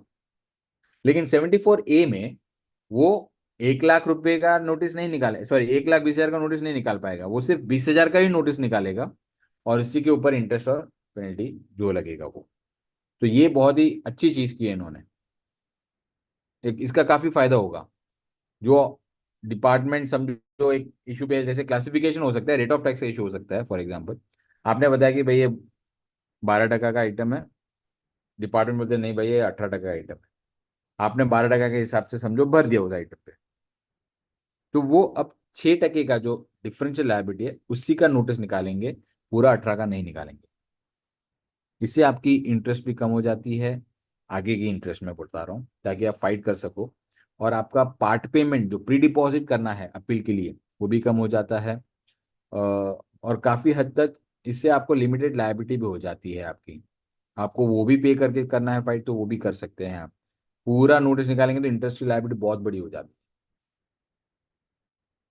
इंटरेस्ट तो खैर आपने ऑलरेडी पे कर दिया है, बट आपका मीटर तो चालू नहीं है, बाकी डिफरेंशियल लायबिलिटी पे ही चालू है, पूरे अमाउंट पे चालू नहीं है।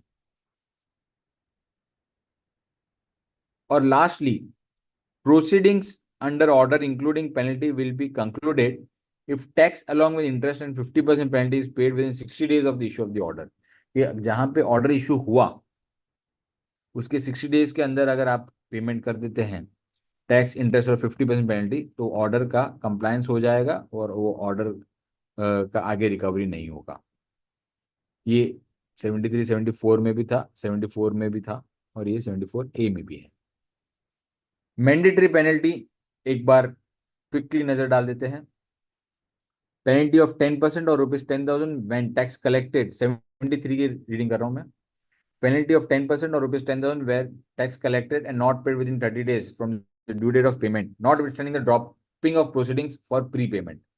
अगर टैक्स कलेक्ट करके 30 दिन के अंदर टैक्स नहीं भरा है, भले ही उन्होंने फ्रॉड एलिज नहीं किया है आपका, और भले ही आपने वो नोटिस के पहले पे कर दिया होगा पूरा का पूरा टैक्स, मतलब आपने टैक्स आज कलेक्ट किया इनवॉइस में, इनवॉइस के बाद जो फर्स्ट रिटर्न ड्यू डेट आता है उस ड्यू डेट को आपको टैक्स भरना है, वो आपने पे नहीं किया, आपने 3 महीने तक भी पे नहीं किया उस ड्यू डेट से, और 3 महीने के बाद पे करते हैं तो आपको 10% पेनल्टी लगेगी ही लगेगी, भले ही आपने नोटिस के पहले वो टैक्स पे कर दिया हो। यही सेम चीज 74 में भी है। Penalty equivalent to 50% of tax payable within 30 days of communication of the order along with tax and interest for dropping all proceedings। 74A में भी penalty equivalent of 50% of the tax payable within 60 days, sorry ये 10% वाली provision इसमें भी है, 74A में भी है, सेम प्रोविजन है। तो अगर आप टैक्स कलेक्ट करके 3 महीने तक पे नहीं करते हो, चौथे महीने में करो, 5वें महीने में करो, 6ठे महीने में करो, आपको नोटिस के पहले किया होगा फिर भी 10% पेनल्टी वो लगा सकते हैं officer. Dropping of all proceedings shall exclude offences, तो ये है कि अगर वो ड्रॉप भी हो जाता है कि आपने टैक्स इंटरेस्ट पेनल्टी पे कर दिया और आपका शो कॉज नोटिस ड्रॉप हो गया या फिर आपका ऑर्डर कंप्लाई हो गया, still it will not absolve the tax payer of separate offence proceedings और prosecution proceeding under section 132। 132 proceedings will still continue if it is instituted, even though you have made the payment of tax, interest and penalty as per the provisions. And lastly, meaning of suppression. So suppression is same defined under 74 and 74A. Suppression shall mean non-declaration of facts or information which a taxable person is required to declare in the return statement, report or any other document furnished under this act or the rules made thereunder, or failure to furnish any information on being asked for in writing by the proper officer। ये suppression का definition काफी time ऐसा लगता है कि सिर्फ किताबों में है, बिकॉज जब भी हम देखते हैं कि बुक्स में अगर डिक्लेयर किया हुआ है ट्रांजैक्शन, फिर भी नोटिस 74 में इशू होती है। एक सिंपल सी चीज बताता हूं कि जहां पे भी आईटीसी को छोड़ देते हैं, ITC is a different topic all together, RCM liability में एग्जांपल पकड़ लेता हूं कि मैंने मेरे बुक्स में ऑलरेडी आरसी वो पर्टिकुलर आरसीएम लायबिलिटी जिस पे आती है वो खर्चा मैंने मेरे बुक्स में दिखाया हुआ है।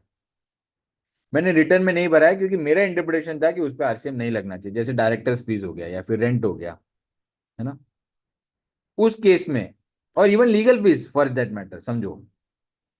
लेकिन मैंने खर्चा तो दिखाया हुआ है मेरे बुक्स में।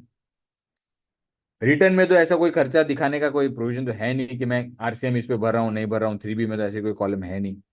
मैं सिर्फ भर रहा हूँ तो वो मैं दिखा सकता हूँ, मैं किस चीज पे नहीं भर रहा हूँ वो तो मुझे दिखाना नहीं है किसी कहीं पे भी। तो उस केस में सप्रेशन नहीं हो सकता है, क्योंकि मुझे जो इंफॉर्मेशन दिखानी है रिटर्न में वो मैंने दिखा दी, बाकी की मेरे मेरे बुक्स में है, और उसमें मेरी कोई intention rivet payment of tax नहीं है, क्योंकि आरसीएम में अल्टीमेटली मुझे क्रेडिट मिलना है, जो अभी भी आ गया हो प्रोविजन अमेंडमेंट के थ्रू। फिर भी 74 में नोटिस इशू करके एक अननेसेसरी लिटिगेशन क्रिएट किया जाता है। और इन सब केसेस में अब जहां जहां पे भी ये 74 इशू किए हैं उन्होंने, they will not be able to take benefit of section 128A if tomorrow it is by CBSE or by government, by courts, it is held that 128A will not apply to notice under 74. Then of course they will lose out on this benefit just because some officer played mischief. Even though 74 was not necessary, the entire liability is raised under 74 and not under 73. The waiver of interest and penalty is gone. And I think I may be very harsh, but I think the government has to actually give this benefit of 73 as well as 74, not only to 73. Because there are many show cause notices which do not require 74, which could have been issued under 73, but that has been purposely issued under 74 by the officers. And where the assessees will lose out on the benefit of interest and penalty waiver. The government is also losing out revenue over there because they can collect it swiftly. Anybody would pay the tax amount and get out of it. Nobody wants to litigate for a long term. And this provision of 73 only in one section 128A, somebody might challenge this itself is arbitrary. Because जिन्होंने भरा है उनका क्या? Why should they be punished? जिन्होंने नहीं भरा उनको ही फायदा मिल रहा है, जो अपील में गए उनको ही फायदा मिल रहा है। तो ये काफी हद तक मेरे हिसाब से आर्बिट्ररी हो जाएगा, डिस्क्रिमिनेटरी हो जाएगा, and this should be challenged in some or the other way. That 73, 74 should be on the same pedestal. Everybody should get the waiver of interest or penalty.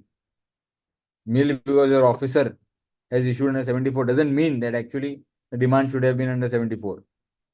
कल उठ के समझो ऑफिसर्स का ये स्टैंड गलत हो जाता है, अपील में ये लोग होल्ड करते हैं कि there is no fraud allegation. Sorry, even though the fraud allegation is made, there is no fraud. There is no intention to evade payment of tax. That means that notice of 74 will be converted into 73 at that time. And if that order is passed after March 25, March 2025, I'm talking about. At that time, whether that person will be eligible for benefit under 128A for interest and penalty waiver, that's a question. Because merely appeal order was not passed before that, he will be losing out on this benefit. So I think with this, let's go to section 75 because no provision of adjudication is complete without referring to section 75. तो जहां जहां पे भी I am sorry it is not updated, जहां जहां पे भी 73 and 74 है वहां पे 74A का भी मेंशन आ गया है, but I will take you only through, I think we'll have more time for some question answers rather, but I will take you mainly through two provisions. One is 2A. तो ये जो provision है this, where any appellate authority और appellate tribunal, ये इन्होंने अभी insert किया है only for 74A. It was not there earlier. So let me just read out that. Where any appellate authority or appellate tribunal or court concludes that the penalty under clause 2 of subsection 5 of 74A is not sustainable, clause 2 में it is 100% penalty on account of fraud, willful misstatement, suppression, is not sustainable for the reason that charges of fraud or any willful misstatement or suppression of facts to evade tax has not been established against the person to whom the notice was issued, the penalty shall be payable by such person under clause 1 of subsection 5 of section 74A. I am reading this because this is the current issue which we are going to face for 74 and 73 also. जहां पे appellate authority or appellate tribunal or court holds that 74 is not applicable, if that notice was issued within the time limit of 73, then it automatically gets converted into 73. Penalty will be 10% instead of 100%. But then he will lose out the benefit of interest and penalty waiver if he could have made payment by March 2025. 74A में भी उन्होंने same provision डाल दिया कि जहां पे penalty under clause 5, sorry, subsection 5 clause 2 is not applicable because charge of fraud, willful misstatement or suppression is not proved, then the penalty will automatically fall back to clause 1, which is of 10% minimum penalty under section 74A itself, identical to 73. Apart from this, I think everything else remains the same under section 75. There is no other change. With this limited thing, let's have a better, or rather, sorry.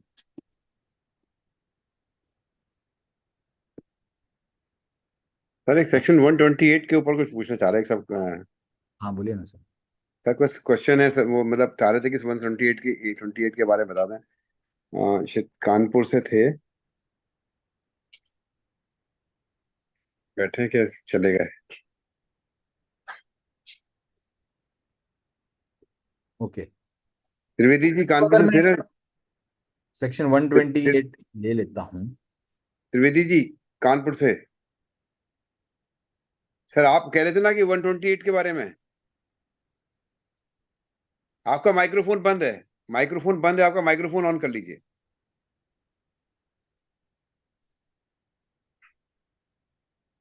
Sir आपका speaker बंद है, आपने वो खोल लीजिए sir. हाँ हाँ बताइए। हाँ जी जी। आप 128 का क्वेश्चन था ना आपका, आप सर के सामने बता दीजिए क्वेश्चन क्या है। हेलो। हाँ बोलिए। 128A के बारे में मैंने क्वेरी कोई नहीं की है। हेलो।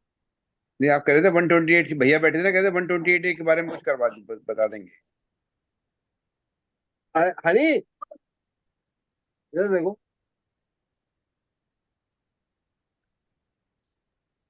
क्या तुमने 128 के बारे में क्या क्वेरी की थी? अच्छा एक 28 देंगे, नहीं की ना? नहीं हम लोगों ने नहीं की। सर जी तो शैलेश मोहन जी अपने ग्रुप में भी है, उन्होंने कुछ दिन पहले पूछा था 3000 रुपया का लाइबिलिटी और उसका जुर्माना दर के सर ने भी वो बात कहा। मैडम को बोलिए कि इस क्वेश्चन का थोड़ा सोल्यूशन कैसे की बताएंगे हम लोगों को। मैडम नहीं सुनती सर। शैलेशा मोहन ने एक बार क्वेश्चन पूछा था ये 3000 की लाइबिलिटी 20,000 रुपया जुर्माना, सर ने भी वही क्वेश्चन उठाया एक तो। अब जुर्माना तो 50-50 रुपए लग के आ रहा है। अब जुर्माने की छोड़िए, आप जुर्माना तो 50,000 रुपए लग के आ रहा है। आज शैलेश भाई ने दिखाया जो नोटिफिकेशन आया, सर्कुलर आया है,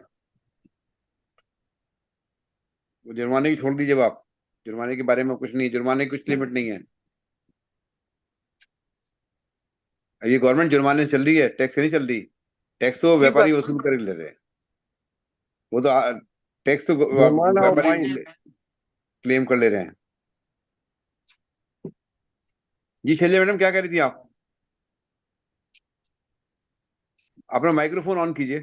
सर मैं ये कह रही थी कि अच्छा मेरा दोनों चल रहा है। तो दो नहीं, एक सिस्टम चालू करिए। मेरा कहना ये था कि जो 128 में अभी इन्होंने वो किया है कि माफ करेंगे पेनल्टियां वगैरह, तो उसका क्या प्रोसीजर होगा? जी उसी संबंध में था क्वेश्चन। नहीं, वो प्रोसीजर तो अभी तक मैडम आया नहीं है। वो अभी भी जो लास्ट वही मीटिंग, एडवोकेट कहते पेड एंड पेबल, उन्होंने पेबल वर्ड दे दिया। पेबल मीन जो जिसका स्टैंड कर रहा है उसी को बेनिफिट मिलेगा, अदरवाइज जो पे कर चुके हैं उसको पेनल्टी या इंटरेस्ट का कोई बेनिफिट नहीं मिलेगा। आई थिंक सो, जो जैसा कि डिस्कशन चलता रहता है ऑफिसर्स में। सही बात है। तो वो आप जो बता रहे हो वो कन्फ्यूजन ऑलरेडी है, लेकिन उसके लिए एक सर्कुलर आना है। अभी लास्ट जो जीएसटी काउंसिल की मीटिंग हुई थी उसमें भी जी उन्होंने प्रेस नोट में बताया कि 120A को इम्प्लीमेंट करने के लिए एक नोटिस, अरे एक सर्कुलर निकालना है उनको, या फिर नोटिफिकेशन निकालना है जो भी। तो वो अभी तक उन्होंने निकाला नहीं है, तो उसको पढ़ने के बाद ही हमको पता चलेगा। ऑफिसर्स तो एक स्टैंड ले रहे हैं, वो तो अपने बाजू से स्टैंड ले लेते हैं, है ना। हाँ सर, हमको बेनिफिट मिलना होता है व्यापारी को या एडवोकेट्स को, वहाँ तो इन्होंने स्टैंड कर रखा है। और जो हाँ चीजें इन्होंने बढ़ाई है वो तुरंत रेट्रोस्पेक्टिव से लागू कर दी है। एब्सोल्युटली, आप सही बता रही हैं। चलो ये राहुल सर, मतलब मगर है, ये बताइए इसलिए हम वहां पे तो एसोसिएशन बेनिफिट को एक पेरेंट्स। होके इसीलिए हम एसोसिएशन को एक होके हमेशा एक यही था, स्ट्रॉन्ग वही रिप्रेजेंटेशन था देते यार। तो बंद करके निकाले हैं। हेलो बराबर। Hello hello sir. हाँ बोलिए बोलिए अजय जी बोलिए। मैंने जो पढ़ाई की तो मैंने सुना 128A को जब तक जीएसटी काउंसिल पास नहीं करेगा उसकी कोई वैलिडिटी नहीं है। ऐसा नहीं है। नहीं, जीएसटी काउंसिल ने ही तो बताया है ये प्रोविजन आएगा करके सर, उसके बाद ही उन्होंने अमेंडमेंट लाया ना जी जी। 128। नहीं, सॉरी सॉरी सॉरी, 128 का जीएसटी काउंसिल में अभी तक नहीं हुआ है पास, बट ये तो सर बेनिफिशियरी अच्छा एसएससी सर, फ्रेंडली एक प्रोविजन बुरा सर। मत मानिएगा, मैं एक्चुअल व्यापारी हूँ, मैं कानून पढ़ रहा हूँ इसलिए पूछ रहा हूँ, हो सकता है मेरे से भी गलती हो सकती है। नहीं नहीं नहीं नहीं, आप सही बता रहे हैं। 128A का जीएसटी काउंसिल में कोई जिक्र नहीं है, ये पार्लियामेंट ने डायरेक्ट लाया हुआ है। बट जो एसएससी फ्रेंडली प्रोविजन है, हमको जीएसटी काउंसिल क्यों, अगर गवर्नमेंट देना चाहती है, पार्लियामेंट देना चाहती है, तो उसके लिए जीएसटी काउंसिल की रिकमेंडेशन कोई जरूरत नहीं है। अगर लायबिलिटी बढ़ानी होती तो बात अलग है। जहां पे बेनिफिट पास ऑन कर रहे हैं, गवर्नमेंट अपने रेवेन्यूज को अगर लेट गो करना चाहती है, तो उसके लिए जीएसटी काउंसिल की क्या परमिशन क्यों चाहिए। ठीक है सर। मैं कलकत्ता से जुड़ रहा हूँ सर।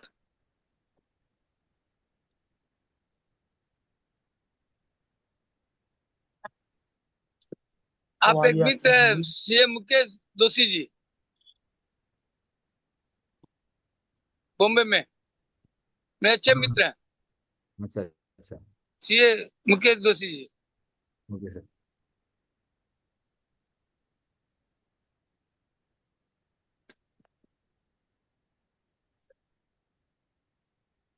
एंड कर देंगे। सर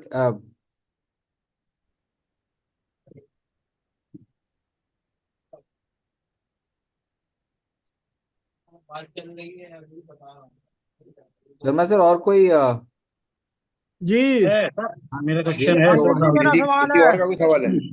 हाँ हाँ, सर मेरा एक सवाल एक है करके एक करके सवाल पूछिए सर। जी, शर्मा जी, क्या मैं स्टार्ट कर सकता हूँ? हाँ जी बोलिए बोलिए सर।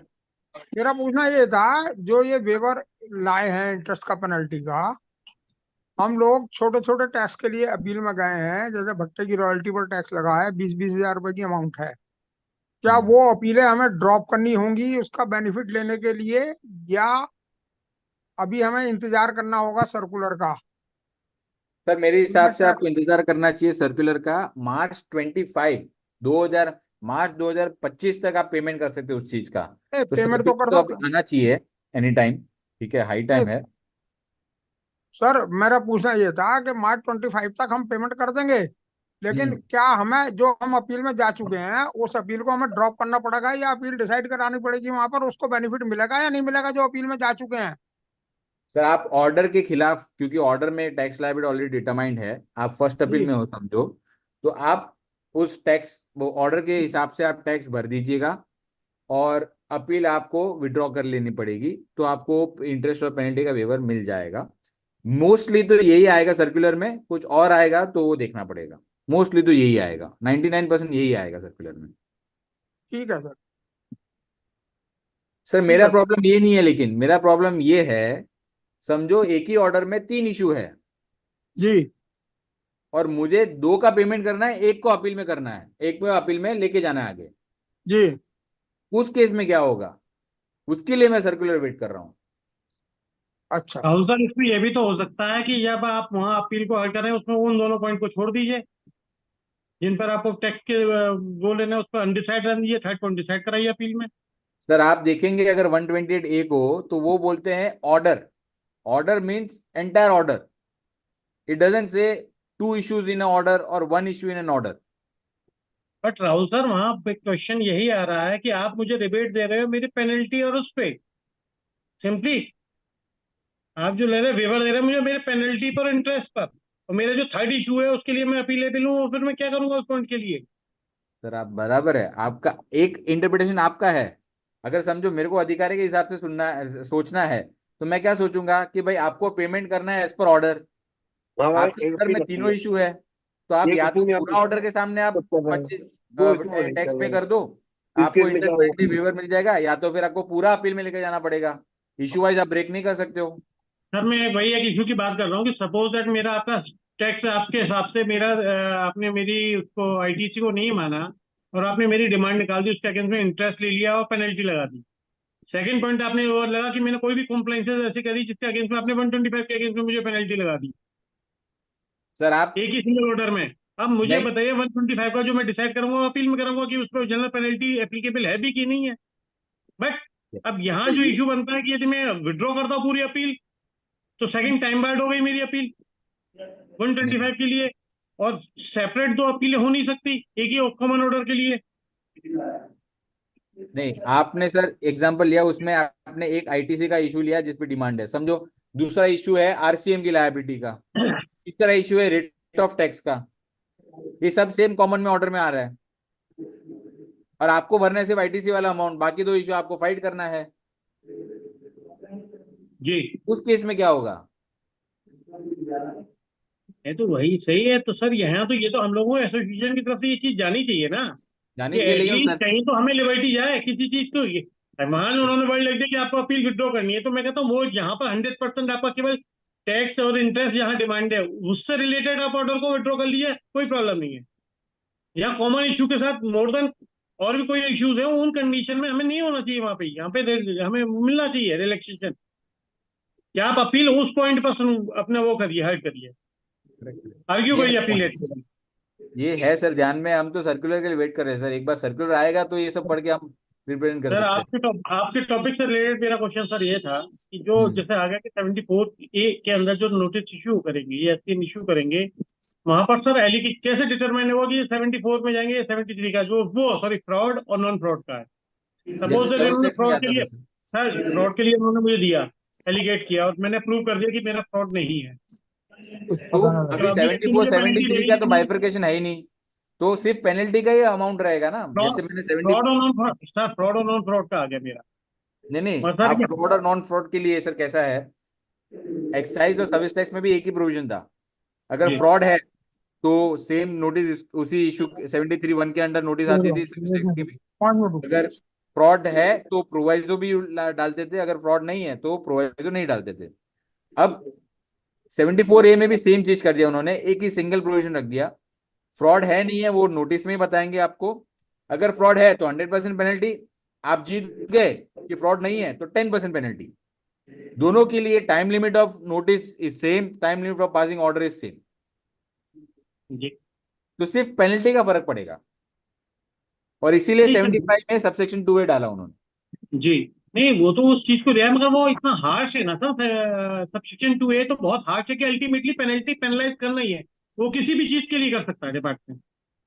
तो ये तो एक तरीके से एक साइड वाइज हो गया उनको कि अपना ये तो रेवेन्यू क्या जनरेट हो करने गया का एक क्या ना हो उनको मीडियम मिल गया। गया मेरे हिसाब से, कि कोई भी कमी हो उसके अगेंस्ट में आप दे दो, या तो शॉर्ट पीरियड में लगा दो, आप कह दो कि साहब मेरे से मिस्टेक थी या ओवर सीन थी या आईटीसी मेरी मालूम पड़ा कि मैंने दिखाई थी और नहीं दिख रही थी या लेट ऑन थी, वो कहेंगे ठीक है हमने एक्सेप्ट कर लिया आपका वर्जन, बस पेनल्टी दे दो 10,000 रुपए की। सही है, ये तो है ही ना प्रॉब्लम सर, यही तो मैंने ऑलरेडी बता दिया सर। सर मेरे एक इशू है कि जो हम लोगों ने अपीलें फाइल की और जो लेट हो गई, हमने इंटरेस्ट एंड पेनल्टी के लिए फाइल की थी अपीलें, एंड वो प्राइमा फेसी ग्राउंड पर डिले के पॉइंट पर रिजेक्ट हो गई, उनका क्या? इनको 120 डे में निकाल सकते हैं आप। हाँ जी, नहीं नहीं, वो तो हमारी रिजेक्ट ही हो गई ना, अपीलें रिजेक्ट हो गई। नहीं नहीं, लेकिन आप ओरिजिनल ऑर्डर तो आपका अभी भी पेंडिंग है ना, ओरिजिनल जो नहीं, उन्होंने रिकवरी। हमको अपील ऑर्डर हमको मिल गया ना, अपील ऑर्डर उन्होंने कर दिया हमारे अपील ऑर्डर तो अगेंस्ट, उन्होंने रिजेक्ट करके दिया ना आपका, मतलब हाँ ओरिजिनल ऑर्डर रिजेक्ट करके आपका, दे दिया। ओरिजिनल ऑर्डर आपका स्टैंड करता है, एजुकेशन और ऑर्डर वो जो तो होता है। नहीं करता कि वो बस खाली प्राइमा फेसी ग्राउंड पर, क्योंकि बिकॉज ऑफ डिले उन्होंने हमारी अपील को रिजेक्ट कर दिया।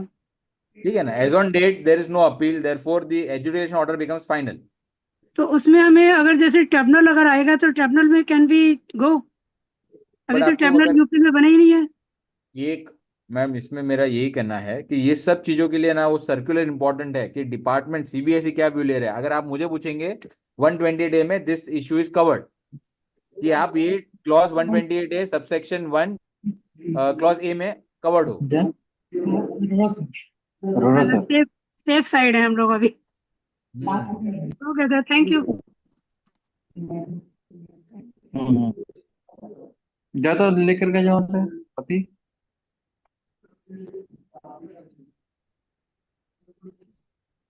Yes sir, Sharma sir.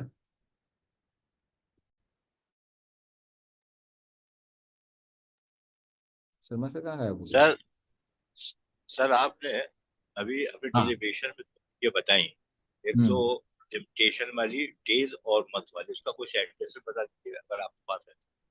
दूसरी हाँ मैं चीज वो ये भेज दूंगा, मैं शर्मा सर को भेज दूंगा वो साइटेशन। एक मिनट, आपको मैं अभी ढूंढ के बता सकता हूँ, थोड़ी देर में शायद ऑफलाइन मिल जाए तो।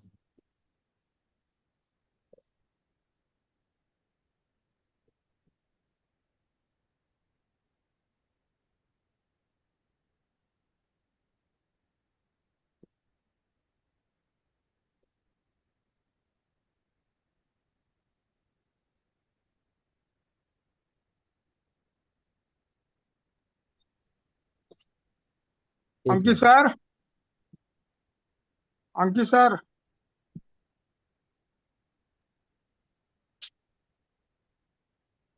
हेलो, कॉल करूँ, मीटिंग लीव करूँ? प्रभात भाई बोलिए। प्रभात जी, शिवकुमार भाई आपका कोई सवाल है? ये आप बात कर रहा हूँ सर से, सर सब रिप्लाई दे रहे हैं। सर मेरे को आपको एक साइटेशन देना है, जो एक मिनट।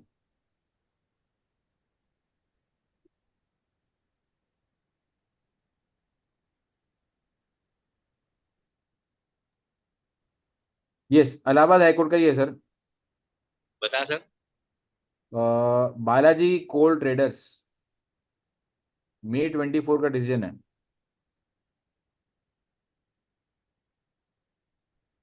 बालाजी कोल ट्रेडर्स, और रिट पिटिशन नंबर और न्यूट्रल साइटेशन भी ले सकते हैं आप, 2024:AHC:89577। ये साइटेशन डालेंगे तो आपको मिल जाएगा। और अगर एट आपको नाइन फाइव नंबर सेवन की, हाँ, 8957 नंबर है क्या सर? ये न्यूट्रल साइटेशन है ऑल ओवर इंडिया, सभी हाई कोर्ट्स का भी न्यूट्रल साइटेशन चालू हो गया है, तो इस ठीक साइटेशन सर। आप गूगल में डालेंगे तो शायद मिल जाएगा ये सीधा। सेकंड सर, आपने बताया था इस 70 में पेनाल्टी जो लग रही है CGST SGST में 10% ऑफ 10,000, पर IGST में क्या अमाउंट है इसका, 10,000 और 20,000? Because many officers are posing 20,000 in sir IGST मेरे केसेस। मेरे हिसाब से तो आईजीएसटी में अलग से कोई पेनल्टी लगनी नहीं चाहिए, और लगे भी तो फिर it is as good as CGST SGST and IGST. तो आईजीएसटी में 10,000 नहीं होना चाहिए, 20,000 नहीं हो सकता।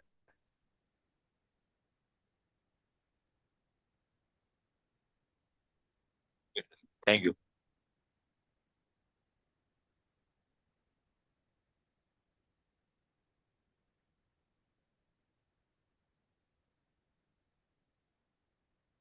Yes sir. Sharma sir conclude करें?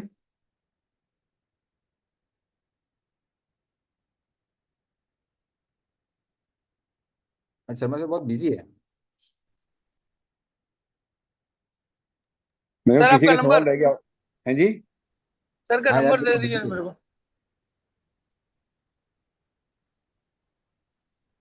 शिव गोपाल भाई, शिव गोपाल जी, सर हो गया, रिप्लाई हो गया। हो गया? तो आज का राहुल वोटर सर, थैंक्स आप, आज का वोटर थैंक्स आप करेंगे शिव भाई? सर तो कुछ नहीं किया है। सर का हैं जी? वगैरह शिव गोपाल भाई, आज का नाम वोटर वगैरह थैंक्स, शिव गोपाल भाई आज का वोटर थैंक्स आप करेंगे समाप्त होने के बाद? शिव गोपाल भाई साहब, ठीक है सर, ठीक है। हाँ। और किसी को सवाल लगे तो ठीक है, वरना इसको समाप्त करें आज यहीं पर।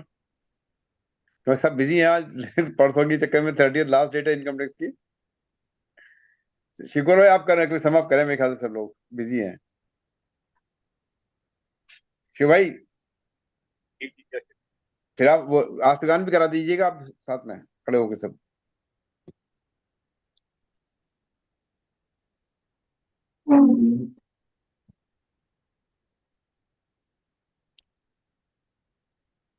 ये आपकी आवाज नहीं आ रही शिवपाल भाई साहब?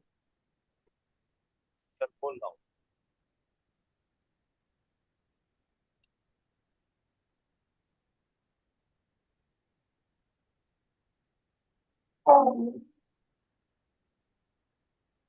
आज बात ये आपकी आवाज नहीं आ रही शिवपाल भाई साहब? सर बोल रहा हूँ। आज उपवास के 146वीं वेबिनार में श्री राहुल सर जी द्वारा मैं द्वारा दिए गए अपने उद्बोधन में से हम सभी बड़े लाभान्वित हुए हैं और भविष्य में भी हमें जब जरूरत हो तो ये पूर्ण विश्वास है कि राहुल ठक्कर जी अपना समय, अपने अमूल्य समय से समय निकालकर प्रदान करेंगे। इसके लिए हम उनके बड़े आभार और तो बहुत बहुत धन्यवाद। सर राष्ट्रगान के लिए आप सब सभी सीटों पर खड़े साहब, राष्ट्रगान आप करेंगे। शिवगोपाल भाई साहब राष्ट्रगान आप करेंगे? Okay sir.